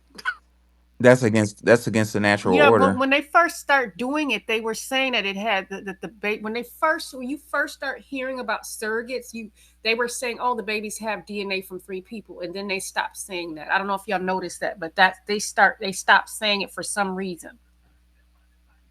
They had to stop saying that because when people started to pick, because I paid attention to it, I said, "Well, I mean, I get it. You can someone else can have your baby, someone else can give birth to the seed, somebody, but that is their child too because their DNA, the blood flowing from the placenta, because everything that happens to the mother's womb or the woman's womb to carry that baby will happen naturally.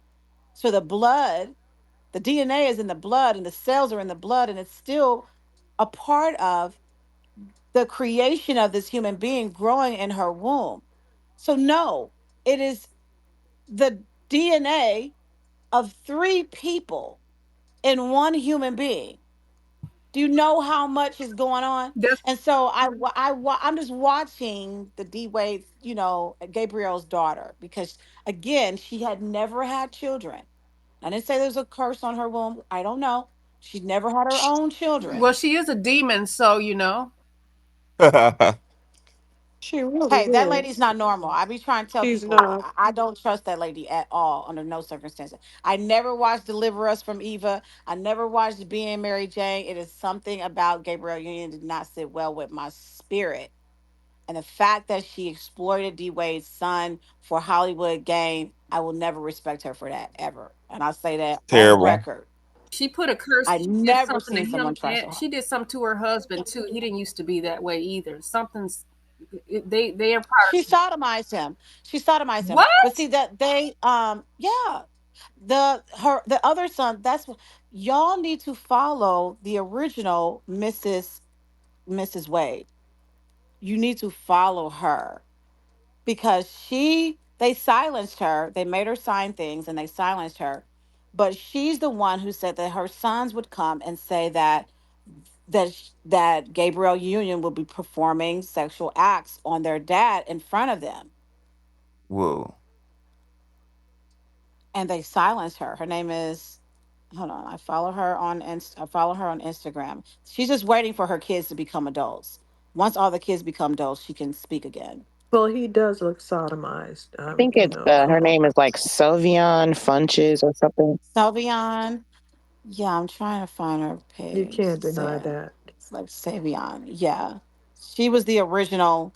She was the Mrs. Wade, and Gabrielle Union was on some some cougar groupie shit because she's 10 years older than him, and she was after that lady husband. Yeah, unfortunately, Came and destroyed that whole un- family. Like I don't, I have no respect for her. unfortunately, How you my spell her book name? club chose her book one month. And even in the book, she goes into detail about Dwayne Wade's son and, well, son now daughter. Her son. Um, That's her son. She always acknowledged him as her son. How would you feel if somebody married your baby daddy and tried to turn your sons into daughter? Like she was a part of the agenda. yeah, and in Come her on. book, Gabrielle Union goes It's on and on craziness. about how she's raising two black girls, and it's just, yeah, it's cringe. I can't tell who was next. I don't know if it was Danzyland or Righteous. Gabrielle Union must have some good security because if I'm telling you, I promise y'all, if that were me, I wouldn't even use any words. Yep. Yeah, I see where you're going with that one. Wani and Nikki, was it Danzyland or Righteous I up don't next? know. I think it was. Shoot, I think it was. Let's go with Righteous. Come on, Righteous Anger. You sure? Because I didn't know either. Was it you, Danzy? I, Just go ahead, righteous. yeah, Just go ahead. Oh, go ahead. Okay. Peace and reparations should have happened 2 seconds ago. I'm just getting back from the dentist, and I've been going to the dentist all week, and my face is finally kind of unnumb. So if I sound kind of weird or Kamala like, no, I have not taken any drugs. So forgive me. But it's FBA Genius, Stolen Music, Inventions, Business, Sitcoms, and K-pop. Look, y'all. I'm sure you've heard the expression, it's been nigger rigged. That is the mother of invention. Anything that we didn't have to do, these lazy, trifling saltine crackers, just as an example. We used to make cake from scratch. I still can't. My mother taught me that. I'm, Black American on both sides. But so I know how to sift the flour and all of that shit. But what did they do? They came up with box cakes. So everything that we had to do for free, somehow or another they kind of figured out how to do it. And when I say this, this reminds me of what's happening now for this particular political race that we just had. um See, white women, yeah, the numbers are down. For one thing, who wants to have sex with them? They look like boys, whatever. I'm not even gonna go that way. But anyway, would you want a woman who couldn't cook, who wouldn't breastfeed your own child, who wouldn't clean up, who did absolutely nothing? What man would want that? Even a white man, even they have some type of fucking sense. They're worthless. So what did they do? They tethered on to us, and they said, "Oh, black, we don't do anything, but maybe we should vote." So we see that the sisters are doing it. So let's just tag on to them. They do absolutely nothing except, you know, murder us, our children, because of their husbands who are, raping us. And then the children, they get away with it. They came up with the law to say, okay, yeah, go ahead. You just pissed off. I'm paraphrasing. So for this election, it's not surprising that they didn't vote for her. In all of the states, there was not even like a blurry line of blue, like a purple. I mean, just nothing. They didn't do what they said that they were going to do, right? So I hope all of the people, I'm not going to say who I voted for, who I didn't vote for, but I did vote. And no, it was not for the bitch. But you would just think, then even her last final middle finger of not even showing up for the people who stood out in the line, her denying, delusional nine, I don't know what it's called. I'm being zesty. She didn't even show up for them.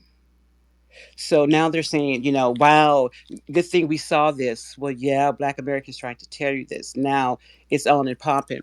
But you guys talked on a lot of good points for CJ Walker. Yeah, she was the one that came up with that, the tier system, the pyramid, not in a negative way, but that structural, everything that they do is because of us. And I just found out something, and I put it in the comments about this 200 mass grave that they just found.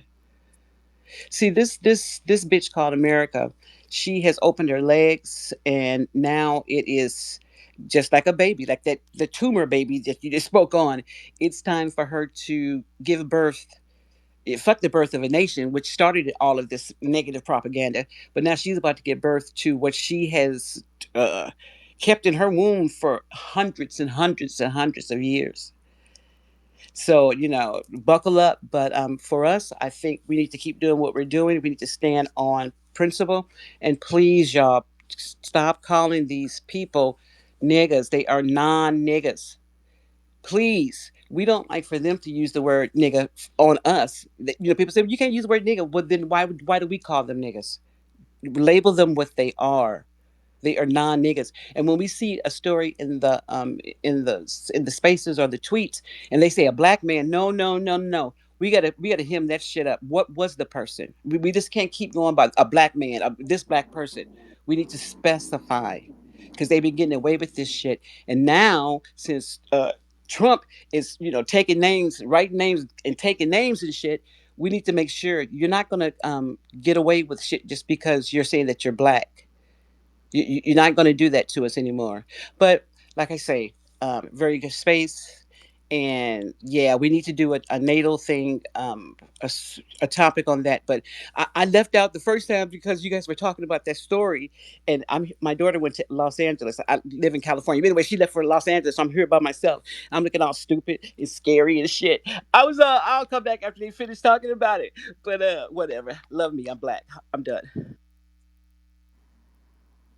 I appreciate it, Righteous Anger. It's always good to see you. Dangeland, holler at us. What up? What it do? How everybody doing? What it do, man? You all right? Yeah, I can't complain, man. Just getting off work, so I'm happy. But I like to always add, I like with when it comes to the medical, I always still because I studied alternative medicine, complementary TCM, traditional Chinese medicine, and all that stuff. And I notice what they always do teach you is that allopathic, which is the modern medicine, that was all formed and written by all snake healers. You know what I mean? So that's what you have now. That's why everything's synthetic, because it's the same people. I like to add that, and they teach it, but they don't teach it. You got to read it and understand what the hell they're talking about, who they're talking about. Like Steve Hannon, he's known for that shit over there in Europe, curing that disease, and then you got a homeopathy and some other stuff. But they're all snake healers. They all stole our medicine from right here off these lands when they got here, and they talk about it, but they don't talk about it. So that's why you have all this bullshit and all this synthetic shit, and it does cause altering of all your chromosomes, all your molecules. It does all that shit. That's all. I just wanted to add that. Y'all have a good one. Appreciate it, brother. Oh, one other thing. If you know an old coon or know someone of the old black caucus, I will teach y'all that the only way to get it to start your own caucus is if you know someone that's been in the black caucus that has been in an office. If they've been a president or a treasury, is the only way to get in the caucus. And once you start a caucus, or if you're a member of a caucus, you could always start your own chamber. It doesn't matter if it's independent or however you want to do it. You could always start your own caucus. All right, I'm out. Hey, thanks for the info, bro. All right, ladies and gentlemen, is FBA genius stolen? I think our conclusion is yes. Um,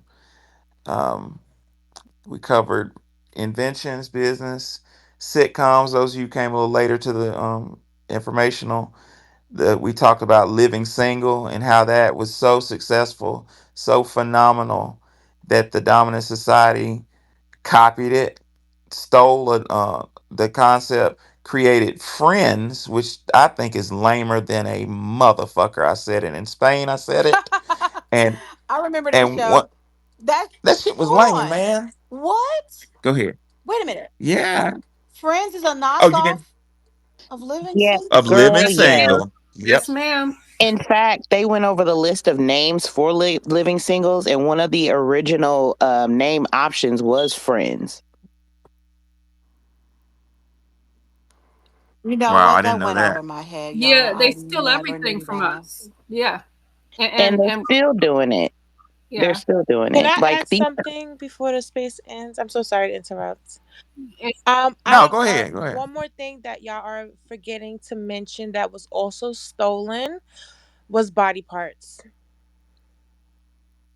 Oh yeah. Turning That's a fat space. into grease, having chopped up hands as display ornaments, using skin for shoes, keeping teeth for their own personal gain, as far as what George Washington did. It goes on using the hair of slaves as cotton for a chair filling. A lot of stuff was stolen. Our blood was used, our inventions was used, every down to the mitochondria cell in our bones was used and from stolen. It goes deep, and that's why I don't care about any other group. We don't have no allies. Um our fight was they could never match. Not trying to say trauma for trauma, but it just goes deep. Like, we're literally blood, sweat, and tears. Like, the I know there's some still racist old white people still living that still got slave ornaments passed down as family heirlooms, that got slave hair, slave skin, slave teeth. I know there's some slave hands in a jar, genitalias. You get what I'm saying? It goes deep. So that's why our fight will always be different. Our spirit will always be different. Everything will be different, and I'm so happy Trump won. I'm so happy he won, because now it's just like, now America will be America. Not saying that, our struggle, like, we always make sacrifices, but at the end of the day, it's still our land, it's still America, and it will always be America, and I'll land there. Right on. And to support what the sister said, there's a book called A Delectable Negro. Again, it's the delectable Negro that proved what she said. They would have Hmm. lynchings. And, like, for instance, when they lynched Nat Turner, they sold, like our brother Tariq said, they sold his fucking body parts. You know what I'm saying? At the As grocery store, they souvenirs. made souvenir and they ate them. They made like some type of oil ointment out of them. These people are, ugh. Um, one of the things that turned W. Du Bois around is after W. Du Bois created the talented 10th ideology and sold us out and fucked us over and messed our heads up with it.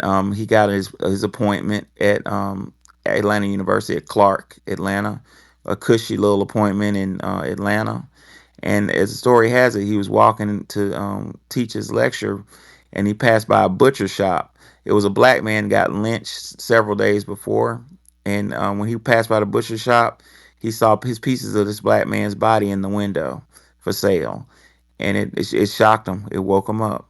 It was like, wait a minute, I'm not a part of the system. I'm an outsider. Mississippi, what's on your mind? No, I was just listening. I was just gonna say, you're right. All of the experiments and all of the things that they've done to our people, and how they were using our body parts and displaying them. I was just gonna add a little bit more about something that actually happened in the 1970s, here in Mississippi. Said they had Dr. O.J. Andy at the University of Mississippi. He was the director of neurosurgery. He was using black children, ages 5 through 12, who they diagnosed with aggression and hyperactivity, and they were surgically, basically slicing the children's scalps open, drilling holes through the skull, and planting a few electrodes in the brain. In the electrodes, they would heat the brain and cause coagulation, and melt the brain tissue. And his procedure mashed the brains of the children and turned them into vegetables. Most of the children were housed at a segregated black institution for the developmentally delayed, and they most of them never saw their families again, or their families would visit them. And these children were, they didn't live long after that, but they were literally melting the brains of black children. in the 1970s, and they did it in response to, I believe, the Watts and the Detroit rebellions and all of the rebellions that happened in the 60s, when we were rising up and out and after MLK was killed, and how the black people was going through the streets and burning it up and everything, or whether to show them or whatever that we wasn't scared.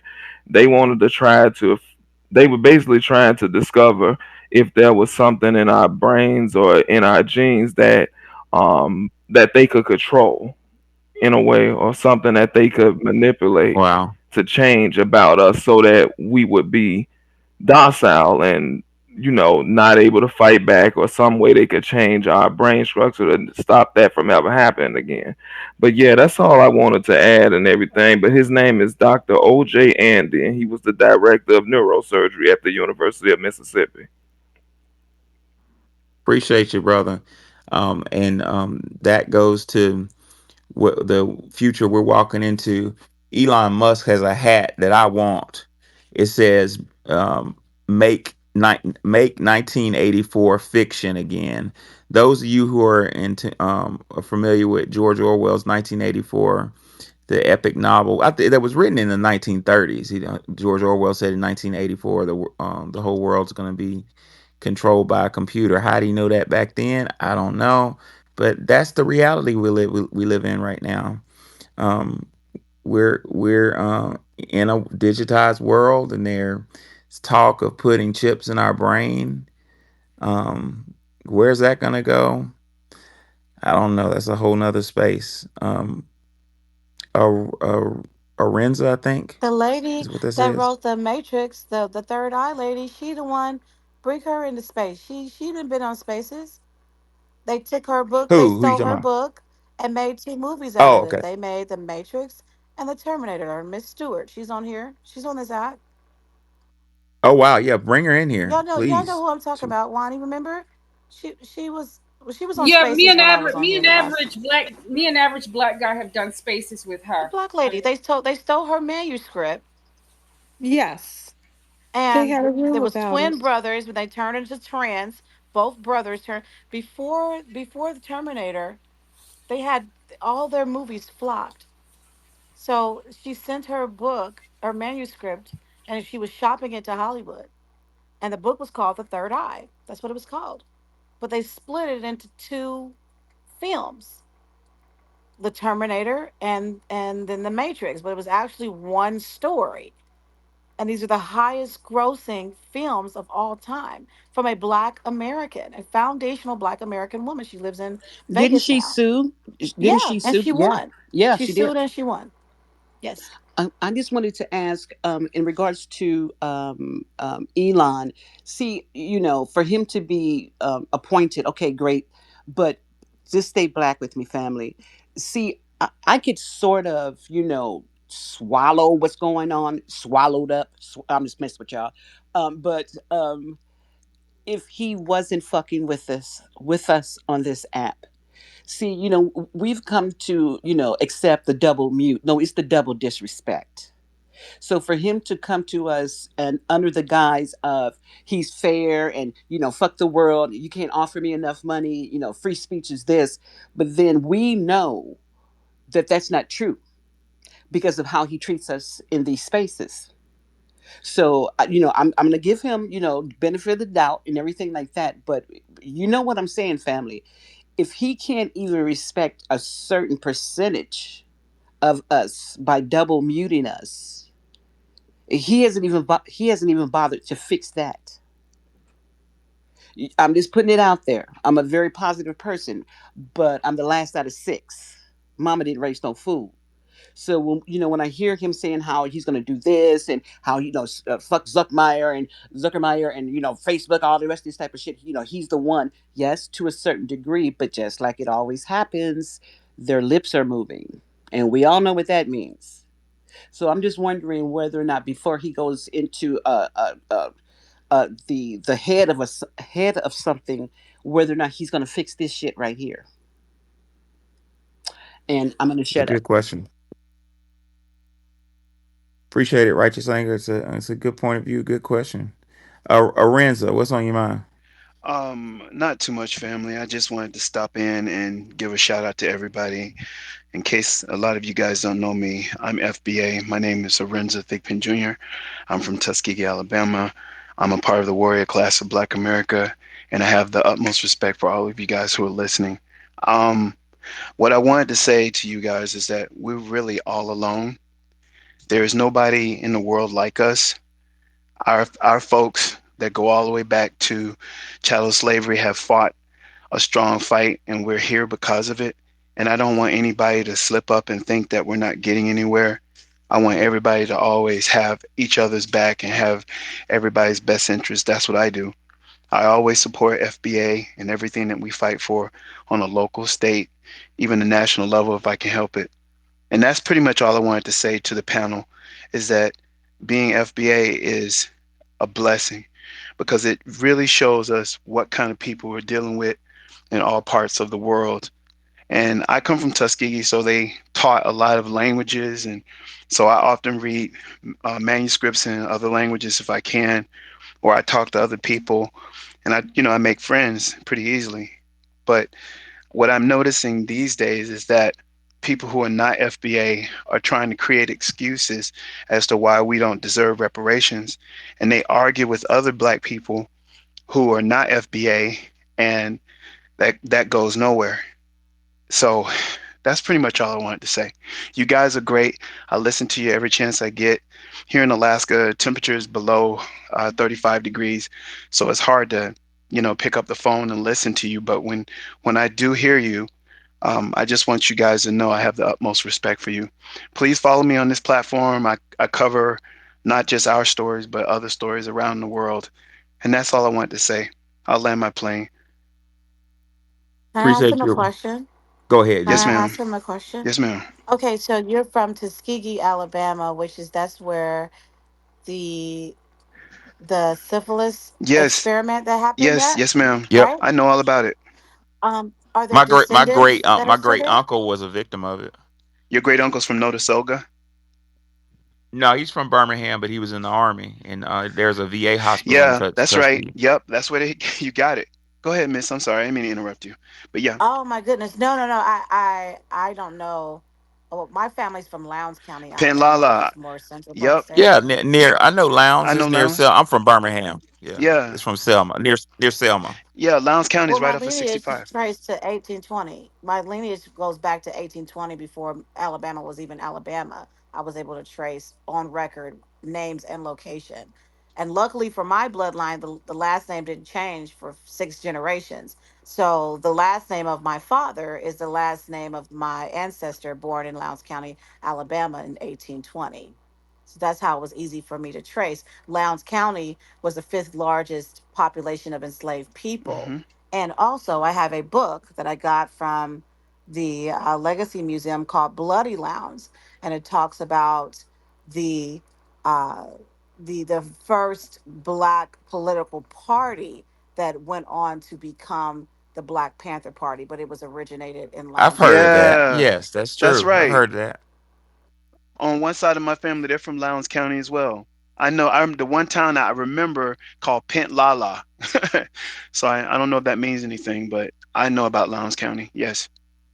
Well, Yeah, it's a Alabama. lot of rich history there because there's that warrior class, like what you said, because y'all have it's a lot of people from Alabama got warrior class because they have a lot of Native American ancestry in their bloodline. And I was promised Yep.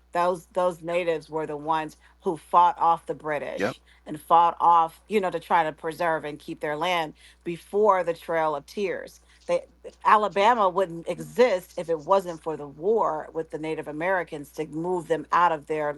It was whole governments and civilizations of people inland, right? So we don't really talk about that aspect Well, of our. Alabama, that's a phrase. It's not a word. The Europeans, they laughing about calling it a state because Alabama is a phrase. It means here, Alabama. It means here we rest.